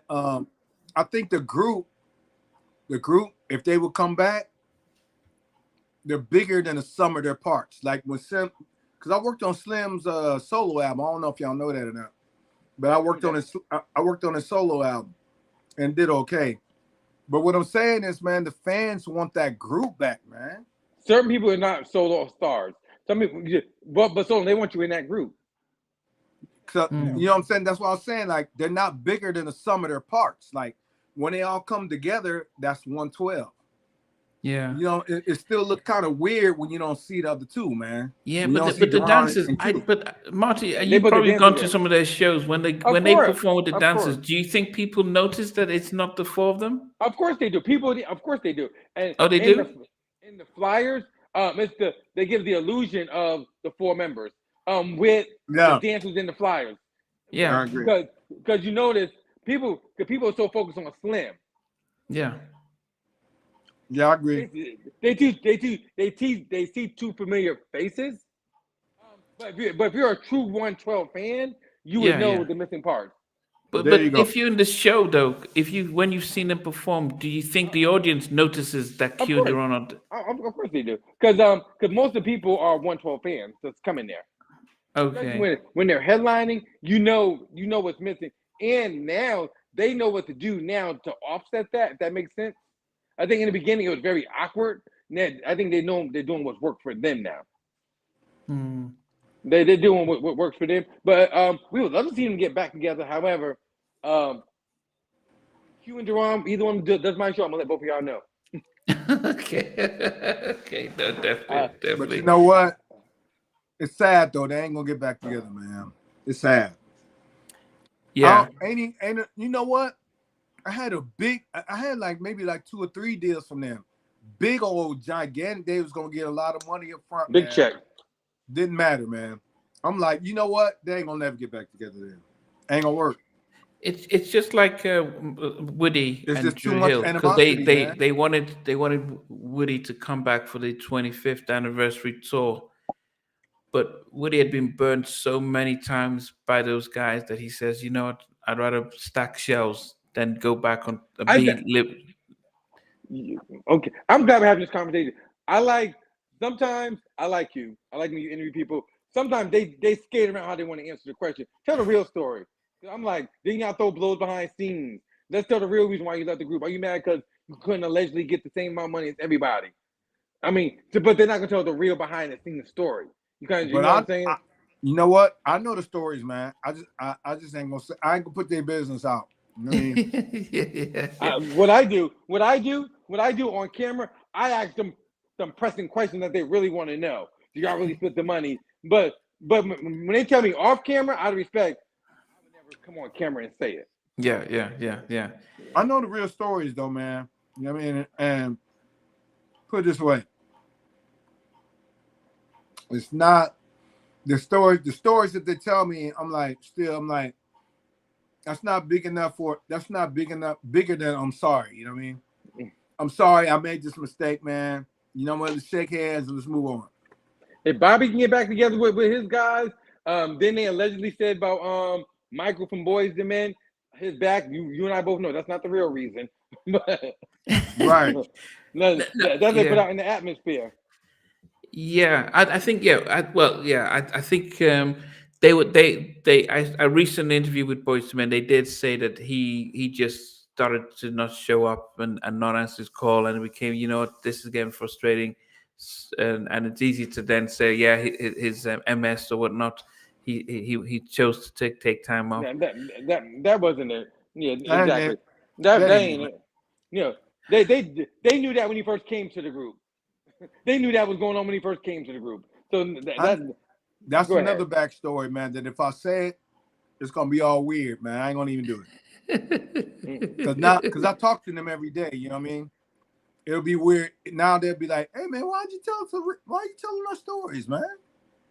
So I'm like, let me just leave that alone too. You know what I mean? Because I don't want to, you know. I never tell the story. When people tell me stuff off camera behind the scenes, I respect. I never do that, but I tell them. I said, "Look, you know, you come on the show. You know, I'm gonna have to ask." And it's like, how you want to say it? You could. I said, you know, when it's that blue light come on, you know what time it is. You know, I'm gonna ask. Yeah. That's why I like about 112 or Slim and Mike. They respect. But for me, that's what we have a great. When I see them, it's always love. Every time I see them. Yeah, but they're not gonna tell you what really happened, man. No. They know it's sound. They know everybody gonna be like, really, man? Come on, man. So y'all letting that mess up y'all sales and y'all shows, y'all doing all that. Just say you sorry, man, and move on, man. Like, it's all good. Life is short. Don't let no one pass away. Then you got a funeral. I'm not wishing bad on nobody, of course not. Then you be like, oh, this is my brother. Yeah, you don't want no tragedy to happen. Then you all there after that. Life is too short. And y'all all of them are uncles of a particular age. Y'all good and grown. Playing this. Yeah, they sure are. Y'all good and grown. Y'all all in their 40s, man. Late 40s. The industry. I guess people get burnt, and they feel as if, you know, I'm better off without it. But you know, being able to reconcile, even if you don't want to talk together, that's understandable. I mean, would we ever have imagined Raphael, Dwayne, and Christian touring again? Do you know Raphael came back so they can tour together? Yeah, I know that. Most people would never have imagined that ever happening because Dwayne had already got some other guys and they were touring as Tony. But when Raphael, when they, behind the scenes, they had their talk and did that massive show. So I don't think people would have. So it can happen, as you said, Tim, if they just say, "Look, man, let bygones be bygones. Let's just put these things behind us." But Tori's in a different situation, though. And another thing I was gonna say too is it's like what y'all doing, man, is y'all got families and kids now, man. It's like y'all letting stuff like that would happen like, I don't know, years ago, man. That's like taking food out of your kids, man. Miles, man. You know what I mean? Your legacy. Damn, be a man. be a man, talk about it, say I'm sorry, and move on, man. That's what I say, man. But nope, that ain't happening, man. That ain't gonna happen. No, I don't. It ain't gonna happen. It ain't gonna happen, man. Well, definitely, guys. It has been it's been 2.5 hours. I know it's been 2.5 hours, and you guys have been awesome. Everyone, they're used to myself, Stevie, and Sheldon when we do our top 10, but both of them are away this weekend. So you guys have been amazing guests. We don't want to replace him, but we can come back if he wants to come back. We don't want to replace nobody. But I've got both Tim and Marty A Johnson's Instagram handle on there. So I am Tim Kelley. So it's a Kelley. I spelled it without the E, and so initially. So please check them both out. Marty A Johnson, he has his show, both comes out on Facebook and on YouTube. But I'm sure there's some local listenings as well. Yeah. I'm on YouTube every Tuesday night, 7:30 Eastern Standard Time in the States. You know what? I gotta say too, with man. Official Raleigh Boy. You know what? Yeah, I go ahead, say, Tim. Man. Y'all two know y'all stuff, man. Y'all really do, man. I thought I didn't think that y'all was gonna say some of the stuff that y'all said. Because you know, as producers, we really gotta dig to find samples and on and on and on. They want to come. Look, the chat wants to come back. Yeah, man. Y'all really know y'all stuff, man. I was surprised, man. Oh no, you guys, man. I mean, y'all saying a lot of stuff, man. That a lot of people wouldn't even know. You know what I mean? Like y'all really did, man. Look, I'm on vacation, but I made sure I was going to be here for this. Like literally, for the holidays. I was like, remember he asked me, I was like, I'll do it. He's like, what about this? I said, well, I'm on vacation for the holidays, but I will do it for you. Yeah. No, it's appreciated, and I think you. It's during the lockdown, I started during the lockdown, and there was a number of like R&B, Mr. R&B Effects, and there's a few other channels that started, and then everyone after lockdown, everyone went away, but a few of us just continued.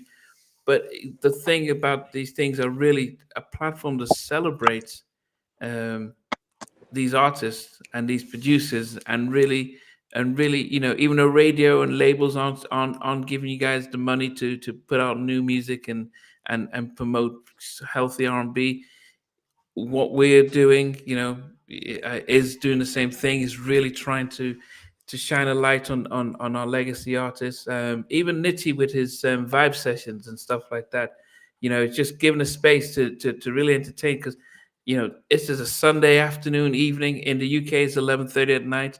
People are tuning in, and they just love coming in to listen and to take part and celebrate the music. So, yeah, and the fact that and you know what, it's crazy, man. Because a '90s was a special era, man. I think if the labels would give producers deals, you know what I mean? Because we different, man, because we not only do the music, but we help tell the artists, like, you know what, you got to sing like this, you got to move like that, so we can artists develop them at the same time. So they sign in the artist, but then they got to go get the producer. So all they doing is just getting the tracks. That's why these days, man, none of the albums don't sound like what we're talking about right now, because it's like 7 or 8 producers, man. Yeah, they just getting tracks, man. Oh, sing on that track right there. Sing on this track right here. Sing on this track. Now, before you know it, man, they don't. You know what I mean? Like the albums don't sound like what we saying. Like the Al B. Sure album. Yeah, but just quick, because I mean, I gotta get him on that, man. That's blasphemy. You don't like effect mode? Oh my goodness, man. No, but we're gonna talk about that some more, man. We're gonna talk about that some more, dog. But just before we got to talk about that some more, man. But just before we go, though, we'll holler about that more. Marty, what's your thoughts on Special Occasion with Bobby B? Because he said something interesting later on about his regrets about that album. But I'm going before I ask Tim, I want to get your opinion because that's when he had Anonymous and turning the page and some other singles. What do you remember that album? What are your thoughts on that? I do remember that. I think it's a solid album. Again, I don't think it's a classic. I think I said that. I think it's a dope album for its time. It's a dope album for its time. Certain singles progress over time. I think for that album, it was good for that time. It's definitely a solid album. I think he's very talented. I think for that album right there, it was good for that time. Right. As it progressed over the years, people forgot all about that album, unfortunately. That album's forgettable. Respectfully, it's that album, but you remember the Slow Down. That was the other the special occasion had the Bobby Valentino album had, I think every track was written and produced by Tim with Tim and Bob, but the special occasions is when he had Timbaland doing Anonymous. Yeah. You know what it is, man? He had producers on there that didn't understand him, man. That's what it was, man. He had Rodney Jerkins, Dre and Vistal. They didn't understand him, man. You can have the most talented producers. I'll just use this like this. You can have the most. I'll just say this. If there wasn't no connection with us three here, these people here would be like, they boring as hell. I don't care. Yeah. If you don't mess with the people, just like how you interview people, you interview 100,000 people, you just tell them good night. I interview a lot of people, and a lot of people I interview, I have a lot of their personal phone numbers. I don't even go through management now. I call them myself. What's good? When you coming on? Right. That goes back to the music. You can be the most talented artist. It can be the most talented producer. If the two do not collide and you two don't mesh in jail, you're not going to get that quality that you want. There you go. Yeah. That's what music is all about right there. You just hit it on the nose right there. And how talented that producer is. Look, I just met Tim just now today. I like his energy and vibe. Otherwise, I would have said, just follow me. I'll get back with you. I was like, oh, come on. Seriously. But you see, Tim, with Tim, because we were supposed to start the interview at 10 o'clock UK time. So that was, I think, I can't remember, 2 o'clock to his time. He says, I forgot about it. He says, and I said, hint him the link. 2 hours later, the only reason why I was still up, Tim, was Mad Max wrote to Fury on. I was like, okay, I'm just going to finish this. And just as I was about to finish, he sends a message, okay, are you ready? I'm like, it's midnight. And you've not said anything for 2 hours. And I told him, I'm like, hey, man, come on, let's go ahead and do it, man. Let's go ahead and go, man. So we had to, and you know what, 4 hours in, I'm like, okay, we're going to have to come back. And I told you we'll get back. You didn't expect me to call you back 24 hours and be able to, just because of the vibe, just as we're saying, it's just like you listen, you're like, man, this guy, I just like how his energy, I just love the fact that he's just flowing and stuff. And how we've all been able to respectfully joke around about In Effect Mode being a classic album. It is. More so than Silk. Me and him going to talk about that. More so than Happy Days. We're going to talk about that in Silk, man, right? Yeah. But it's true, because Bobby V said... But you know what? Respectfully, both of them are dope, man. Yeah, but Bobby V both said of them are dope records. One of the issues he had was he regrets chasing the sound. So he had Timbaland giving an Anonymous, but it took away from his identity because people then were chasing the sound. So they were chasing the Timbaland track, chasing the Neptune's track, but then the vibe of what they brought to the music kind of changed. And so that was one of the things that you start thinking about in some of the other albums, is that you're chasing a producer to give you a sound and you lose your identity. And you know what, man? L.A. Reid got in his ear and started telling him that. Then he dropped, and then after that album, he dropped him, man. No Def Jam anymore. So LA is the one that told him to do it, right? He's like, hey, man, you need to try some other stuff, man. Here go Timbaland, Rodney Jerkins, all this stuff, man. It was like, man, they don't understand him like I do, man. I had this dude living with me for a year. I got to understand everything, all his emotions, man, his ups and downs, his fears, all that. You know what I mean? So when I was writing for him, man, I was coming from like, you know, exactly what I just said. You know what I mean? I was writing from his perspective of what he was going through and what he was feeling at that time. So you know what I mean? Like Timberland didn't know him, man. They just got in the studio, and then Timberland probably had some dope joints and was like, here, and he pressed play, and then he just picked one. Rodney too, the same thing. They probably didn't sit down and really get to know him. Just press play on some tracks, and then he just pick one. Look, he ready to hang up on us. Look, he ready to hang up on this us. was crazy. So LA told him to go ahead and get Rodney and Timberland, and then after that, man, dropped him, let him go. I remember the day he called me. He was like, "Hey, man, you know what? I just got dropped, man." I'm like, "What? How'd you get dropped, man?" He was like, "I don't know, man. I got dropped, man." I'm like, "We're gonna get you another deal, man. It's all good." But good stuff. It's a cutthroat business, man. I'm gonna tell you, boy. My last question is, when you want us to come back?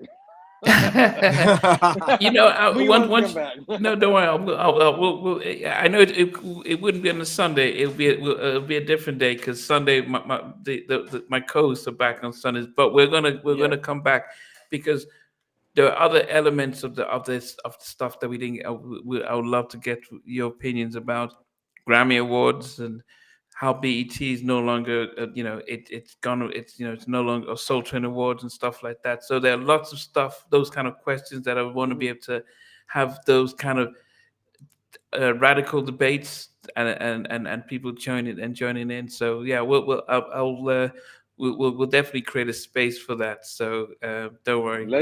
Let's make it work, and let's make it, man. But Tim, I'll send. I'll keep the conversation.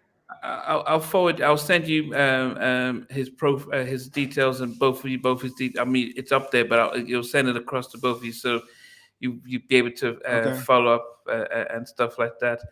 But guys, Chimby's every last exit to Brooklyn, clean music lover. Aki and guys, everyone who has tuned in, please I want to thank my two guests, Martyn A Johnson and Mr. Tim Kelley. If you can see their IG profile details there, if you follow them. But Marty, and I'll follow you back. Hey, look at that, man! Can y'all look at that? They put an effect mode down there, man. I told you. Y'all follow me, I'll follow you back. Y'all follow me, I'll follow you back. So, but if you catch out Martyn A Johnson's show, he is a lot more direct, and he will ask his guests questions that I remember he had Kima. He had Kima from Total on, and I know Kima kind of, Kima's very guarded when she's answering questions, and you'll push it in, and she was like, "I'm like, okay." So yeah, he said, you asked some difficult questions. Yeah, no. So he has them on. So but it's a good way to just watch his interviews. Actually, if you search for Timmy Gatlin's interview, because there were some questions I didn't ask Timmy because he answered them on his show 4 years ago. So you can search that stuff out. In Effect Mode Classic. Tim, forget. You forgot If I'm Not Your Lover. No, I didn't forget it. That was the one I was talking about that Teddy produced. Yeah. So they talking about Effect Mode too. Yeah. Because it's not just me. No.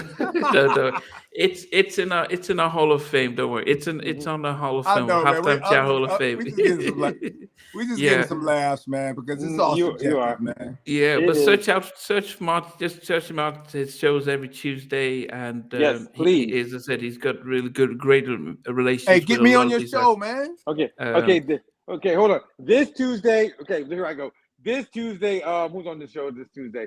If you're a hip hop head, we're bringing Mims, Mr. This Is Why I'm Hot. He's gonna be back on the show on this coming Tuesday. He's gonna be on the show. And then your girl Jackie McGee, she's coming in June too.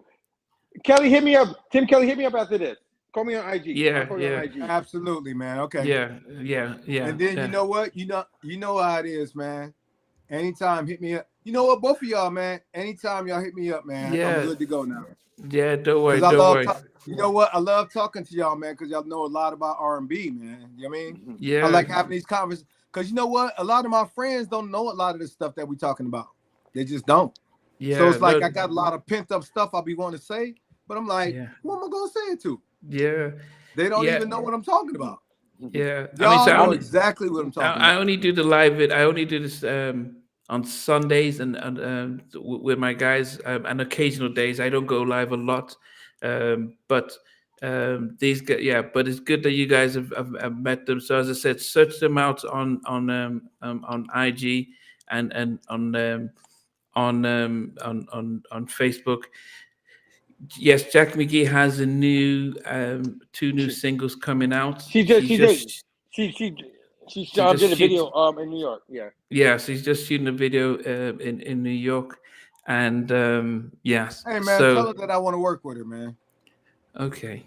She sent me a message just as I was going live now. So tell her that I love her and I love to work with her. Tell her that. Okay. Make sure you tell her that. As I hang up now, I'm going to call it back. But also, but as I said, search out Tim, search out Martyn A Johnson, and I'm saying it repeatedly because I trust the stuff that they do. Martyn A Johnson has been doing this stuff for a long time, so please just search his stuff out, and also help me thank them for showing up tonight. Because hurt your feelings, man. It's all love. I tell people, if you're not ready you come on my platform, have a good time. But I always tell people, if you're ready for the real conversation, let's go. But if you're looking for them scripted questions, this is not the platform for you. It's true. If you're ready to have a good time, let's go. Yeah. You gotta love it, man. Yeah, last exit to Brooklyn. Yes, skis up Jackie McGee. She is Make It Last Forever, Jackie McGee. Yes, she is definitely, hopefully, okay, I'm saying too much. So thank you guys. I want to thank you both because, as I said, my two regular guys both went around and you both agreed to step in today and really make the show entertaining. It's almost 3 hours you guys have been on, so that's commitment. That says a lot. It's a commitment. I think people love this. So yeah, the people did. So I appreciate you guys. Yeah. So see their stuff on there, Tim and Marty. Just follow them on IG and Facebook. Follow me. I'll follow you back. Yeah, and Come See Me is my favorite song. Appreciate it. Yeah. Appreciate it, man. Okay. So we'll see you guys. That, man. Salute to all y'all. I appreciate y'all. They said we love Silk too. That's what they said. Thank you, gentlemen. They said we love. Okay, Marty, you can leave. It's fine. Look, I'm not leaving. They leave. Look, y'all showing out. That's fine. Take care. All right, hey guys, seriously, man. Anytime, man. All right. Yeah, that is fine. It's but I will speak to Jackie right now because she'll be honored if I say, look, I've just spoken to Tim man, Kelley. Tell her I love her, man. Tell her I love her, and just imagine us getting together. I got some records for her, man. Okay. I got some crazy stuff. Okay. Her voice is dope too, man. Yeah. Golly, man. Yeah, I can guarantee that as we finish, I'm just gonna get in touch with her because she's gonna come. She's gonna come on as soon as she's ready. She's gonna come onto the show. Dope. Yeah, man. yeah. So she's a big sister. So it's it hurts me. That's Jackie McGee with Keith Sweat, but I think if she's written some good stuff, she just needs the music. So I'm gonna get, man. Okay, I'm gonna get in touch with when her I right tell now. you I got him, man. Okay. Man, I'm better than I ever been, man. I'm telling you, man, because when this happened to me, man, I really realized, like, God was talking to me, like, you know what? You really forgot that the gift I freely gave you, man. You wasn't as hungry as you used to be. So I just went back, man. I just went back and the hunger is there now, man. It's like I'm all the way hungry, man. So it's like I'm not gonna miss anybody, man. Yeah. You know what I mean? If they need my help, I'm there, man. Cause see, I used to be like such and such. I'm good, man. I'm all right. Oh, you want me to work on them? All right. I ain't gonna do that no more, man. If they want to work with me, they want to work with me for a reason. You know what I'm saying? So I gotta really, really, be considerate of that, man, and really thoughtful of that, man. It's like, be thankful that they want to work with you, man. So, you know what I mean? Yeah. As you were saying yesterday about a gift, once you have that gift, it's it opens doors, and it's sad to hear that you guys had so many albums, so many songs that you created that never got the light of day because the label shelved them, and it's like, Man, people would, Ashanti, Maya. Hey, remember Maya? yeah. Hey, man, she was dope in the studio too, man. I got about 3 or 4. I think I got like 5 records on her that didn't make it too. Man, so many artists, man. I'm just gonna have to just send them to you. You can check them out, man. Okay. Give me a chance. Let me just tweak and mess with them because there's a whole bunch of them, man. Yeah. But I'm gonna start them today, and I'm gonna start sending them to you. Okay. All right. Okay. I'm gonna make sure I get them out to you. Yeah. What was state? State of the Attraction, Round the Clock. I don't know who that is. Yeah, I remember Round the Clock. She was on Jimmy Jam them label. State of Attraction. Okay. Yeah, that was a dope album, man. Okay. That was a real dope album. Somebody mentioned that over here? Yeah, so somebody just mentioned it right there. That was a dope album, man. Yeah, okay. It was it was really hidden though. You know what I mean? Yeah. It was hidden. You have to really like, because they wasn't playing it on the radio. You had to go to the record store and really, really like, get it and bring it home and check it out. You know what I mean? Because it never got played on the radio, man. Who you said? I don't know, man. You said what? you had. I'll tell you what. You said you had somebody from Harlem Place Mobsters sing all your demos. Is it you? Yeah, his name is Derek Colbert. Okay, Derek was he the Colbert, lead singer nickname of them? Yeah, he was the lead singer of Highland Place Monsters. Look it up. Listen to how he sound, man. He's dope, man. He's so dope, man. Oh my Lord, man. And we did, matter of fact, me and Bob and Dallas did his album. It didn't come out. So I got all my records. You know what I'm saying? Oh, how come we couldn't get him out then? How come? I thought Dallas had his own deal. It's a long story. I'm about to tell you when we are. I'm gonna tell you when we on Instagram off the air, man. You're gonna be like, wow, that happened, man. It's like just before we shut down, because I know a lot of people are big fans of Dallas Austin. What makes him a super producer in your mind? I mean, who, Dallas? Yeah, because he was one of them dudes where if he was really, really interested in the project, man, if he was like he got to get really excited about the project. But when he did, man, he got in a zone, man. You couldn't even mess with him. Every now and then he'd be like, "Hey Tim, come in and do this. You know what I mean? Play on this or whatever." But he didn't really need us, man. He just wanted us. He just wanted our touch on it. But he didn't really need it, man. He was dope by himself, man. He was. Think about TLC and Boys and Men, Another Bad Creation, all that stuff he did by himself. Them albums was crazy, man. Yeah. You know what I'm saying? He did that all by himself, man. Wrote them all, everything. That's what makes him so dope, because he was self-contained, man. That's what made me want to be like that. Like Teddy and Jam and Lewis, obviously, you know what I'm saying? But when I really got down in with Dallas, man, I was like, "You writing this, D?" He was like, "Yeah, I wrote this by myself, man." I'm like, "You wrote that, D?" "Yeah, I wrote that." I'm like, you know what? That make me even more want to be like self-contained, man. You know what I mean? But I was always open. But me and Bob was always open to, like, if the artist wanted to say something, let them go ahead and write too, because it ain't our album. You know what I mean? Yeah, it's their album. So if they got something to say, let them say it. Let them say it. We'll just put it in context. You know what I mean? Yeah. And if it didn't fit the concept what we had, we was like, "You really trying to say this, huh?" And I was like, "Yeah, we are." I'm like, "Okay." And then I would go and pin it a little bit according to what they was trying to say. But nah, man. Yeah. That's how I am still, man. I'm still like that, man. Like, it ain't my album, man. My job is just to make sure you got you come out the proper way. But like, if you want to say something, man, like, say something. Say what you gotta say. We'll put it. We'll make sure you get writer's credit. I ain't tripping on that. Yeah. At the end of the day, it's about the record, man. You know what I mean? Yeah, that's about the thing. Something. Because you know what? They probably saying something that somebody went through that somebody need to hear. You know what I mean? So it's like, go ahead. You know what I mean?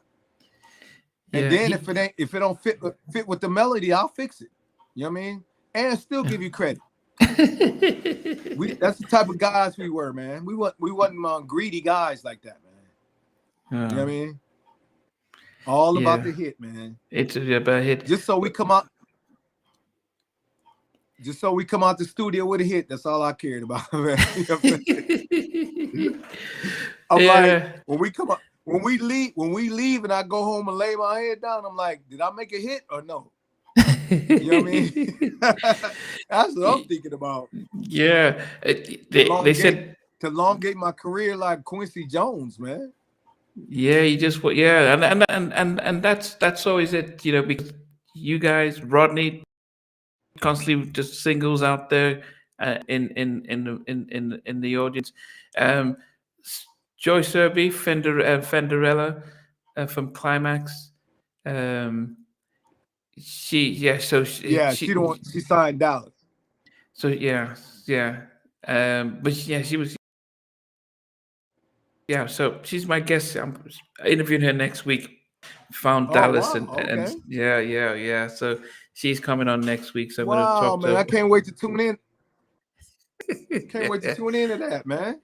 Man, you be interviewing everybody, man. Where I been? I've been sound asleep, man. I've been asleep. But you know what? We got a lot to talk about, man. So get me back on, man. Yeah, no. Man. But as I mentioned, so we got a lot to talk about. Yeah, so Tim's about to come with a label and some big projects. But once he gets things sorted and he's ready to talk about it, he's gonna come back on live. But in between that, we're probably gonna do another live, probably in a.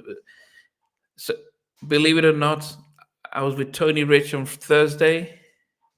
I was live here on Friday. I was with you yesterday. We're doing this now. Tomorrow, I'm with Planet Law. Wow. So I'm with him. Then on Tuesday, I've got.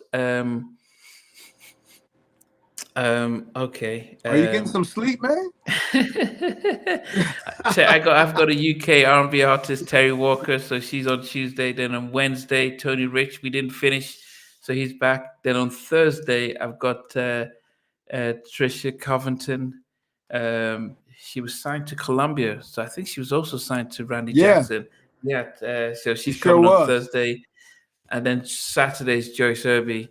And then Sunday, wow, for the New Jack Swing podcast, we're counting down forever, my lady. So I think I have Friday off. But the week after that, we're gonna have to come back on live and talk some stuff as well. But absolutely, man. You call me. You know what? Look, you hit me up anytime, man. I'm here talking to you, man. Yeah. You know what I'm saying? The invitation is open, man. I hope it is for me, man. I'll come on anytime you want me to. Yeah, and I really enjoy talking to you, man, because you know a lot about R&B, man. Yeah. You know what I mean? Yeah. You ain't just no fly-by-night dude, man. You really know what you're talking about, man. So I like talking to people like that really know what they're talking about, man. So it's like when I'm saying something, it ain't just like, dang, what are you talking about, man? You know what I mean? It's like you really understand what I'm talking about, man. Yeah. No, don't worry. What I mean, man? Yeah, don't worry. You once you guys get to meet and you get to meet my two guys, Stevie and Sheldon. They're both Sheldon is he will tell you samples from the 60s and 50s that are used in production and stuff. And Stevie has pretty much every CD, single, remix, rare collection album that was ever made. So but the three of us normally do our Sunday show, so definitely, we'll get to meet them. Man, but I wish I'm. You know what? I'm gonna show you my album collection next time we come on.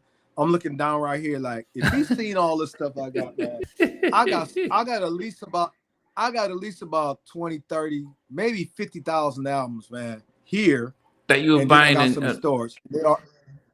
And then all the CDs I got, man. Here, let me do this real quick. Look, check this out. All CDs stacked up. Look at that. So these were just these. I guess these weren't ones you went out to the store to buy. These were these ones that you were given by promotions and stuff. just weird stuff, man. Like, just movie samples, movie soundtracks, like Okay. original sin. And then some I went and got a whole bunch of Indian stuff and Asian stuff. A Okay. lot of Okay. stuff people wouldn't even know, man. But yeah, that's still my sound, man. You know what I mean? Yeah. I still got that sound right there. Okay. So whenever somebody wants that sound, I'll just incorporate it into what I'm doing, man. You know what I mean? I still got it. You know what I mean? You know, so before in 2002, I was doing, 'cause I lived in Redondo Beach. Then I moved to Culver City, and I went to UCLA Extension to do a music business course, and one of my first lessons was on music A&R, and the lecturer was the head of A&R at Columbia Records, Mr. Randy Jackson. Wow, that's crazy. And so he taught me, he was there teaching, and he was so cool because he was always laughing. And man, he was telling us all these stories. Man. He was telling all these stories. And then in the summer, he left the course, and the next thing he was on American Idol.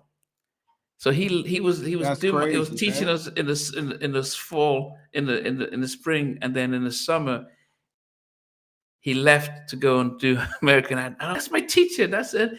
And dog, man, Randy, all that stuff. That was he one of my best friends, man. I love that guy, man. He's one of my best friends. He really is, man. You know what? I think I said that to you, man. He was the first A&R that we met, man. We didn't even know anybody else but him, because he wanted to sign 112. He said he wanted to sign 112. Yep, he wanted to sign him, man, but he was like, give me a minute. And then that's when Kevin did what he did, you know what I mean? And change history, basically. So Tim, here's a question. Are there any plans to put out any more expansive packs with Akai? Yeah. I got one coming out. I'm working on one right now. Okay. Shout out to my man Andy Mack. Andy Mack. Yeah, I know Andy Mack, man. That's my guy, man. Yeah. That's one of my best friends, man. Okay. Yeah. So I'm doing an expansion pack for him. I should be done by like next week. You know what I mean? I got that coming out. Okay. And shout out to you got soul too. I gotta say that, man. Them boys, you know what? Them dudes know a lot about R&B music, man. You'll be surprised, man. No, not surprised. Man. Yeah, no, I think the younger guys, but they've been consistent for a long time. So so nothing but respect for them, and exactly. for what they do. And they were, especially during lockdown, they were doing their stuff. I think. So I have two shows: the halftime chat, when I just interview like what we did yesterday, and then the Sunday podcast is where my other two is, a lot more Stevie and his New Jack Swing, and then Sheldon with R&B and soul. And what happened? Which, by the way, you know what? I can't wait till they see the one that we did yesterday, man. We really, you know what? We really dug in, man. You know what I mean? I can't wait till they hit. I can't wait to. That's why I was asking you. I was like, are they gonna see it today? You was like, no, hold on, wait a minute. I gotta edit it first and do all that stuff, man. So when I talk about edit, it's like it's because if I put it out just like that, you may just, somebody might like, who's Tim Kelley? But if you think of what I did with Bob, the little parts, talking about this, about that, then people like, then they want to hear the whole stuff. So because it was so long, so that's why I know it's easy. I probably can do 3 more live shows before I can put it out, because I've got to go through it and like, okay, here's 10 minutes here, here's another 10 minutes there, and be able to push it out. But it, because it's when a lot of content, man. A lot of content, and so if you think it's a lot, you know what's so crazy? For real, man. Like with me, because I got another life after Bob, man. We got a lot more to talk about, man. Yeah, I got a lot of stuff that I did, man, that didn't put it this way, didn't get out there like it should have, man. But I want to talk about that though, and I want to go a little deeper on that. You know what I mean? Yeah. So I mean, we'll. In fact, once we finish right now, I mean, I'm gonna book another live one where people can come on and be able to ask questions and be able to so all these kind of questions and stuff like that, where we can go through some of those things. Yeah, because I see they doing it right now, man. Yeah. Hey guys, thanks a lot, man. Make sure you follow me on Instagram at Tim Kelley. Follow me, man, because it's finna get up, man. By the summer, it's finna get crazy. It's finna get really, man. I got so much stuff up my sleeve, man. It's gonna be crazy, man. Yeah, I mean, and it's good to see. It's good to see. So, I mean, but I mean, most people might not realize that because you were active on IG, for the last couple of years, but then all of a sudden it went quiet. But it looks as if you're now going to be back on IG, because I think I followed your old account and I didn't realize you changed your account. Yeah, man, it's crazy because I got hacked, man.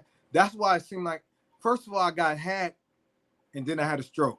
So when I had a stroke, man, I didn't know where I was at. I was so foggy, man. It was crazy, man. Wow. And then, no, I take that back. You know what? I had 2 strokes. The first one, man, right? My leg just gave out. And then my wife got me to the hospital in time. And they was like, Mr. Kelley, you just had a stroke. And I'm like, what? I'm like, I'm young, man. I'm like, how'd that happen? They was like, you know what? That's your family history, man. You had an 80% chance that you was going to get it. So they kept me overnight, and then I was able to leave out and walk on my own, right? So I was good. 2 weeks later, man, I told we was going to go get my little man from school. My wife was like, you slurring your words, man. I'm like, no, I'm not. She's like, yes, my dumb butt, because yeah, you can't tell. You know what I'm saying? So, man, she's sitting here telling me, because she know me better than me. So she telling me, man, I'm slurring my words. And I'm like, no, I'm not, man. She was like, yes, you are. We got to get you to the emergency room. I'm sitting here going down the highway arguing with her, man. Like, no, I'm not slurring my words. No, I ain't going back. None of all that crap. Then finally I was like, okay, let's go back. And then they told me, man, they was like, Mr. Kelley, you had another stroke, man. This time this was a little bigger. And I was like, what? So when they told me at the time, I had just finished working on Diddy's album. So I was up for like 2 days. Remember I was telling you that? So they gave me something to go to sleep. I woke up, couldn't feel nothing on my left side, dog. Nothing. When I tell you nothing. I was so scared because I had never been through that before. I was like, what the heck is going on, man? And then, man, like my speech was really crazy too. Like I could talk way better to you right now. I couldn't talk like this. It was like somebody had some tape on my mouth at first. So, I came a long way, man. You know what I mean? And then God kept his hand on me, man, because, people be getting taken out of here from strokes, man. So God was like, nope, I still got something for you, man. Wow. You know what I mean? Yeah. So some of the cats that I'll talk to that had stroke, they was like, remember when you used to say grace every time, man, you ate? Remember when how hungry you was when you first started doing music, man? Remember, you was real graceful about your craft you got. You're not that hungry like that, man. It was like maybe God trying to pull you back, man, and make you realize, that this gift ain't for everybody, man. You know what I mean? And when it don't go on the album, man, you got to know how to handle that. So it's like, they give you God give you a whole nother thing, man, with this stuff, man. It comes with the territory, man. Some people can't handle it. Some people quit because they can't handle it. Can't handle the pressure, man. Because you get so close to all the records that you do. When they don't make it, man, you're in a drought, man. You're like, how that didn't make it, man. So, I just learned how to just like take it as a grain of salt, man. I'm like, you know what? It didn't make it because it wasn't good. It just made it because maybe it didn't fit the album, something like that. Let me move on. Let me keep going. So, you know what I mean? Yeah. I'm really like that too. I'm really strong like that now, man. It's all good now. How bad was it when you guys lost your dad? I know Daryl says to pick yourself up, but have you let that go, or are you still upset about? Yeah, I let it go. Okay. Nah, because we did so much music since then, man. Like, it's crazy. I do wish I had them, but like, I can kind of think about what I kind of a little bit, kind of think about, if I think real hard, I can think what I did on the artist that was on those dats. You know what I mean? If I really think about it, so I can just redo it. You know what I mean? Yeah, Because we did it, so I can redo it. You know what I mean? I did the beat. I do the beats. I did the beats for me and Bob anyway. So it's like, since I did the beats, I remember what I did, because I only had so many samples that I went to, that the go-to samples that I know that work. So I already know what to dig for. You know what I mean? Or I know what album I got it from, what break beat I did. You know what I mean? So it's like, all good. Just make it over. You know what I mean? Yeah. Or make something new. So into you, they don't know, slow down. Were these done after the dats or before? After. Okay. It was afterwards. Yep. It was after, man. So you know what I mean? That's proof right there. It's like, man, come on, man. You lost your music. You lost that pile of music, man. But you got a whole nother pile of music, man, that haven't even been made yet. That's why when people be like, "What's your favorite song?" I'll be like, you know what? I haven't did it yet. I haven't did my favorite song yet. I haven't did it yet. Yeah. I still got more work to do, man. You know what I mean? Yeah. So I love what I did. I love what I did with Bob, and I love what I did by myself. But I still got a lot more left, man. You know what I mean? In the tank, man. And that's why I can't wait to get back on here and share everything with you, man. You know what I'm saying? Yeah, definitely. I'm telling you, man. I'm telling you, when we talk about it, you're gonna be like, "Hey, man, this stuff is great, man. What was you thinking about? What was you smoking, man? Wow." I got some crazy stuff, man, waiting to come out, man. I can't wait. Yeah. Really can't.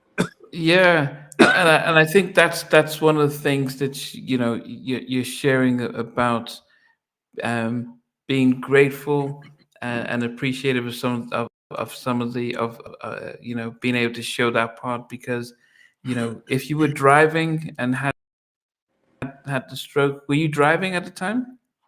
Yeah, but I was a passenger though. My wife was driving the car. I was a passenger. So yeah, you're right.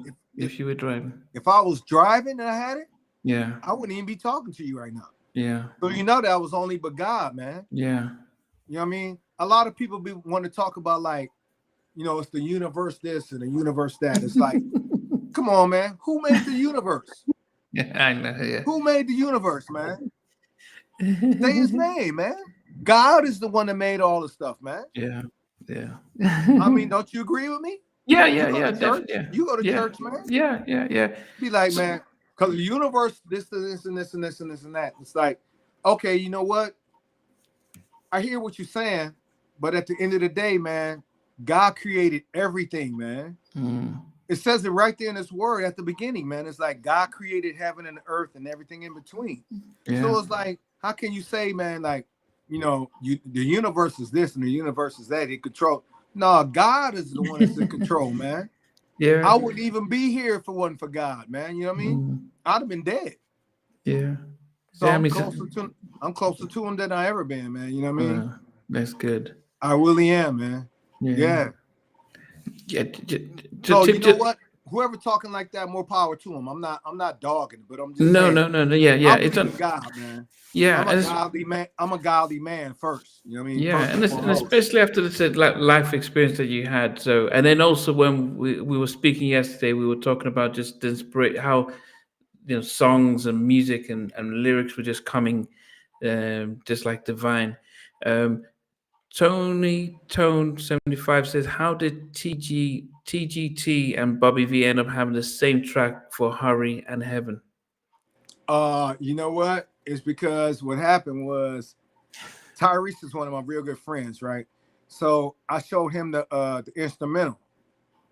Cause you know what? Cause on accident I had the song, and I was staying with him when I was doing the album, cause I was gonna do the fast. He was doing Fast and Furious, so I was gonna do that too.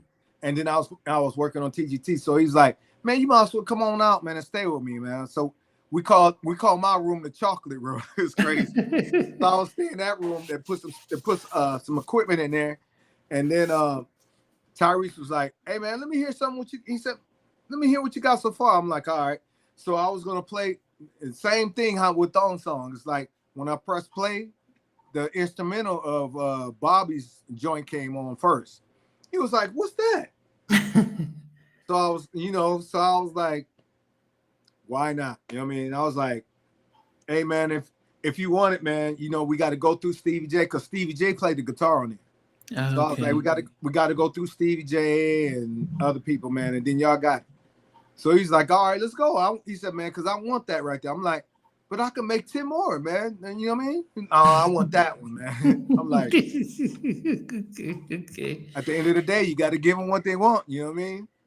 Yeah. Does Stevie J paying? You got to give them what they want. Does Stevie J get credit as a producer? Because I think, other than seeing him on a reality show, I think people forget that was what he was. Stevie is dope, man. Hey, Steve, let me tell you something, man. Stevie is crazy on the guitar, man. He could play. He could play like 6. It'll sound like 6 people playing, man, and he playing by himself. When I just come in the room with him, the energy, man, because he's so crazy on the guitar, man, I could come up with a song easily, because I could play guitar too, and then Bob play guitar too. But man, something about Stevie, the way he played, man.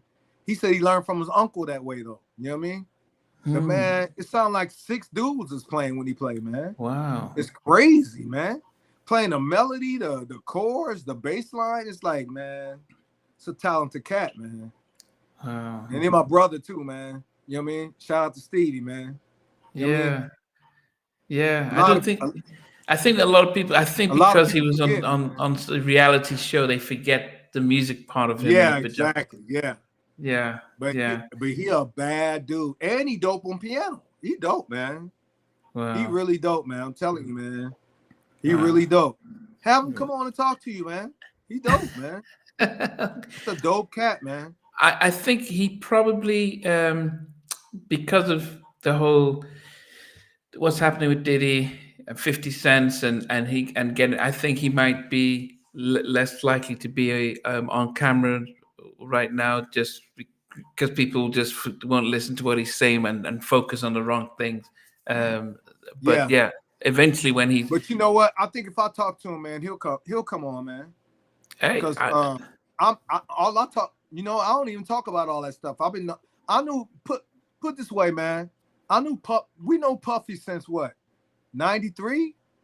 When he came in town, we used to let him use one of our cars and stay in our basement, man. He was broke, man. You know what I'm saying? So I knew Puffy, man, way before Stevie. I'm the one that told him, man, when he brought Stevie in, and when I heard him play, I'm like, hey, man, you need to sign him, man. I'm the one that got Stevie signed. So, like, when I talk to Stevie, I don't even talk about none of that, man. Yeah. We just talk about music, man. Okay. So I can tell him, man, hey, man, come on over here, man, so you can talk about music, man. Get your mind off all the stuff that's going on. Yeah, if he's ready to do that, though. And actually, you know what? It would be something that the two of you can be on at the same time. Because sometimes you may feel comfortable doing that, and that's fine. Yeah, that'd be cool. Yeah. Yeah. Because I just talked to him last week, man. So you could say we both will come on and do and just talk about our journey and music and our records. So it'll be the two of you. So yeah, he'll feel like okay. I gotta say it one more time. Stevie is crazy on the guitar, man. I mean, he played like it's like a part of him, man. It's like a part of his arm or something like that. Wow. He that dope on the guitar, man. It's a dope dude, when we think about guitars, we think about a song like Jubu. Oh man, Jubu's dope, man. Jubu is like man. You know, I mean, come on, man. You know what? I got Jubal on. Matter of fact, I got Jubal on some of my records that I did for TGT. I can show. I'll send them to you, man. Okay. All Yeah, right. because I had Jubu and the other guys from Tony.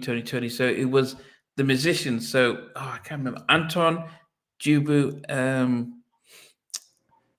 I can't remember his name There was now. another dude that passed away, man. That Jubu learned from, man. He always talk about him. I forgot his name. Yeah, but so I've had the guys from Tony the band who were part of the original Tony's, yeah, and Jubu was on there. They all came on just to talk about the fact. Like Anniversary. That was Jubu. Yeah, that was yeah. Yeah, all that. That was Jubal. But then Jubal always told me, he was like, hey, man, I'm telling you, man. He was like, man, your man from Tony, man, is dope, man.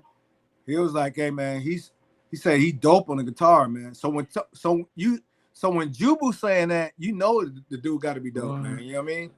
Yeah. He always gave it up. That's one thing about him. He give it up, man. Yeah. You know what I mean? But I've had Elijah. That's what I like when I meet people like that. Yeah. When I meet people that don't be hating on people, man, because all this stuff is God given, man. We didn't ask for it. It was freely given to you, man. So it's like, man, why hate on it, man? You know what I mean? God just gave it to you freely, man, to have, to share with the world, to share with you in the world, man. You know what I mean? Yeah. So why hate? That's why. It shouldn't be no hate going on, man. It is what it is, man. Your talent is what it is, and how hard you work on it is what it is, man. But you got the talent, man. I ain't gonna hate. One thing you ain't gonna never hear me do is hate on somebody, man. I ain't like that, man. Yeah. That's God. Because if you hating on them, you hating on God, man. You know what I'm saying? Because God he freely gave the gift to him, man. You know what I mean? If you can sing, if you can play an instrument, if you can produce, that's a gift from God, man. Yeah, no, you know definitely.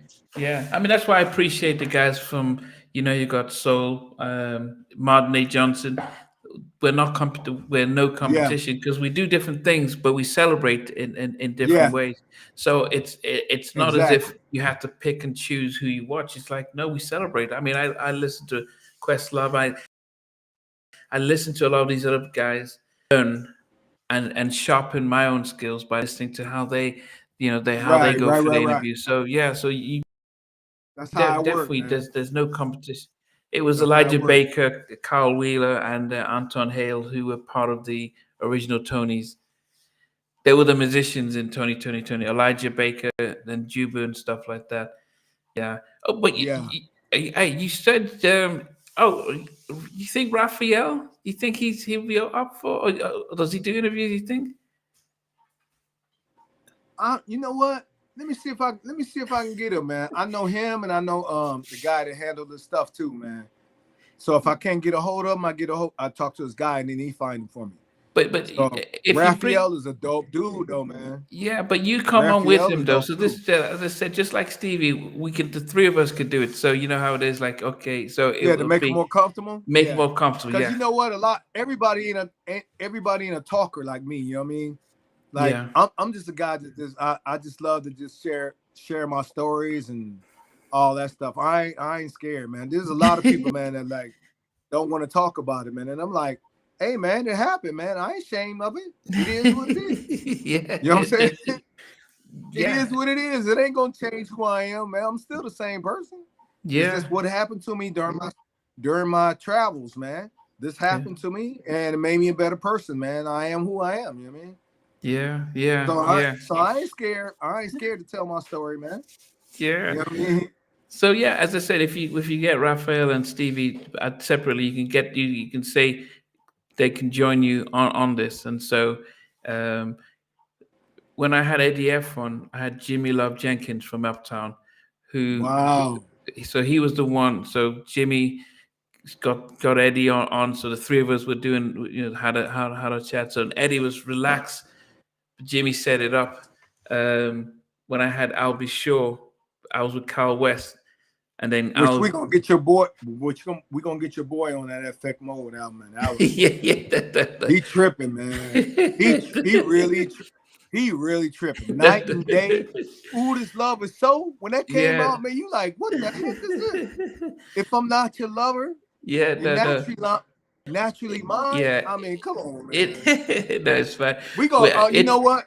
We're gonna have to talk to him again, man. I don't think he really thinking about what he's saying. No, we. I think 2 weeks ago, we my guys and I, we did our top 10. We rated the is it I'll Be Sure's album? No, we did our top 10 favorite I'll Be Sure singles from all his albums. And In Effect Mode had pretty much in our top 10, it had at least half of the tracks that came from that album and stuff like that. So you know what? Speaking of that, man, Tabitha Brace that was on Ooh This Love Is So. I got an album on her. Wow. Didn't come out. Got an album. Matter of fact, she did background vocals on I'll Be Sure and The Girls, right? Yeah, okay. So when she did the backgrounds on The Girls, that's later on, she came down with Dallas and we met her. So we just started doing a gang of records, man. I got a whole album on her, man. Wow. Yeah. I've just got a question from Calvin. He says, where does New Edition rank for you when you think about groups and stuff and music? Probably, man, 1 or 2, man. They way up there, man. Because you know what? They set the standard, man. You know what it is? They set the standard for our age. You know what I mean? That's what it is. Like they set the standard, man, for R&B. And they didn't even care if they crossed. I don't know. I can't speak for them, but it just seemed like they didn't really care if it just crossed over and went all the way pop. They still made it R&B, man. You know what I mean? Like Can You Stand the Rain is an R&B song, man. You know what I mean? Yeah. That crossed over and did what it did. Yeah. But it started at R&B. You know what I mean? Yeah. So yeah, thanks, Calvin. Man, they way up there. They way up on my list, man. New Edition. So and they my guys too, man. Shout out to New Edition. They're my guys, man.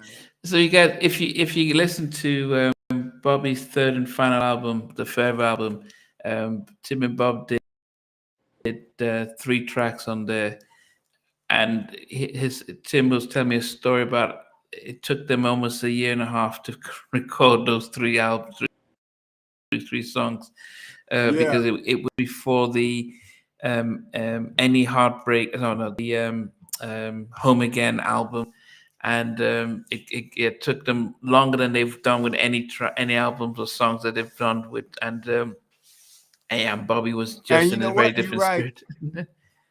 It was only 3 songs, man. It took us that long, man. Let me see. How many songs? Let me see. My Place. Yeah, Been Around the World. Which that, you know what? That was for Usher, man. And Forever. Do you know that Usher sung that first? Oh. Yeah. Usher sung Been Around the World first, but it didn't make it on the album. So when Bobby heard it, he took it. Yep, that was Usher's record first, man. I've been around the world. I can see. Yeah, it does fit him. Mm-hmm. Yeah, I can see Usher singing there. My Place, Been Around the World, Been Around the World. What other ones made it? Let me see. Some more songs too. And then we had about I think, you know what it is? I think it's because we recorded more than the 3. You know what I'm saying? It was actually 6, and 3 of them didn't make it. That's what it was. On the Forever album for Bobby. Yeah, exactly. So we recorded a lot of songs that they just didn't make it. Wow. Goodness. So, you know, you got to have a skin of, man, you got to have some leather skin in this music industry, man, because you get close to these records, man, and then when they don't make it, man, you can either be bummed out, man, or you can be like, all right, oh well, man, you know, man, that's the way it happens. Just got to move on, man. So I think it makes sense, because I know Teddy has said in previous interviews back in the day that he had the strongest singles on the Bobby album. And the fact that they led off with Humping Around, which was an imitation of his New Jack. So he had That's the Way Love Goes and Two Can Play That Game. He had Getaway. He had much stronger singles that could have led the album. Yeah, he had some dope records on it, right? But really Lowell thought, you know what? Let me try the formula that I use for Don't Be Cruel. I'm going to start off with 2 LA and Babyface singles, and then I'm going to come hard with a Teddy single. Right. And that's what he thought he'll do the same thing, but time to change. It didn't work out that way. Yeah. Humping Around was nothing, was not even, was nowhere close to Don't Be Cruel. So Don't Be Cruel was you know what? That's an album that we didn't even mention, man. And no, Bobby because Brown's album was crazy. King of Stage was his first one. King of Stage was his debut album. Yeah. That wasn't his debut album. That one is debut. Yeah, but man, that album, man, you can put that up there, man, with anybody, man. Which one? Great. The one we talking about, Don't Be Cruel. That was a crazy album. That's definitely every song, man. Yeah, every joint. You are not skipping a song on that record, man. Don't Be Cruel. Yeah, no, we're going to do an episode on that shortly. But the problem was that Humping Around and Good Enough were not great songs. Were not strong songs. So the album suffered. So by the time Getaway came out and That's the Way Love Goes, it had already lost momentum. And so so Teddy wasn't happy about it. He knew he had the strongest singles, and he wasn't overly keen to work on the Forever album. Tank songs, but go ahead. Yeah, I just see that. We saw Tank's Baby unreleased song came out, and now, but you're saying a Tank. You're just saying a Tank did say that he might settle down. Yep, and put it out. Yeah. Why didn't Jodeci? Another question: why didn't Jodeci and Dru Hill ever win a Grammy? I mean, you've won. How many have you guys won? 3 or 4? Maybe 3, but we've been nominated like 13, 14 times. So. Okay. You know what? I'm like, you know what? Just being nominated feel good. It feel like you won when you get nominated because so much music came out. When they come out and they say, you know what I mean?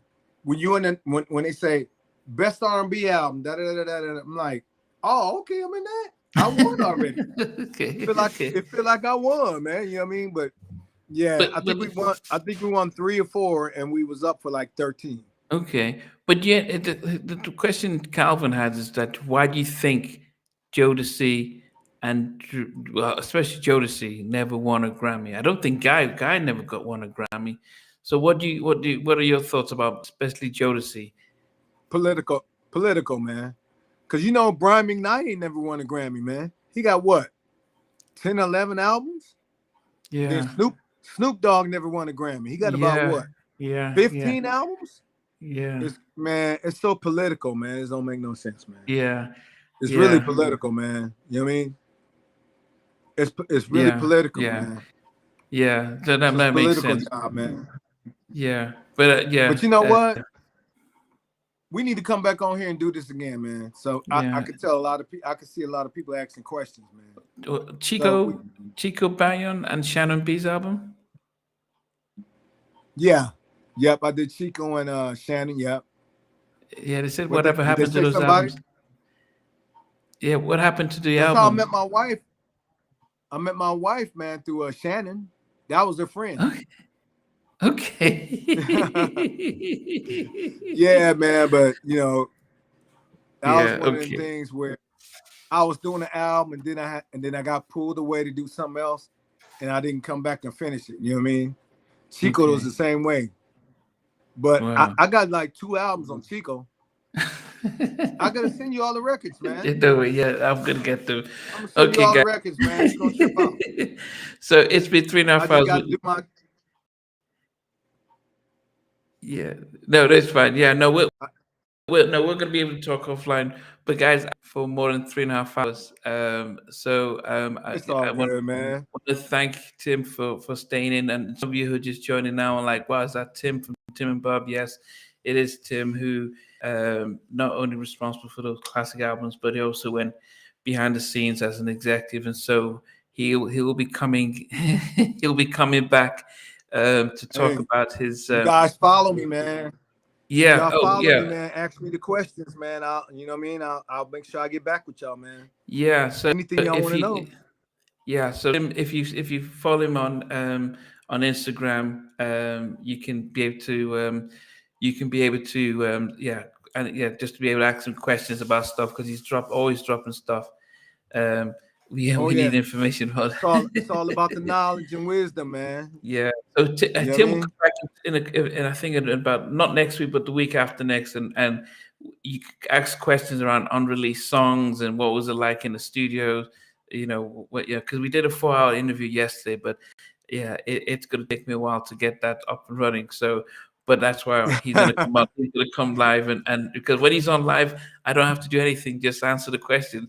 But when I pre-recorded it, it's like, okay, I need to be able to bring things out and stuff like that. So, but anyway, guys, Calvin, thanks very much. Thanks, guys. Watch the replay.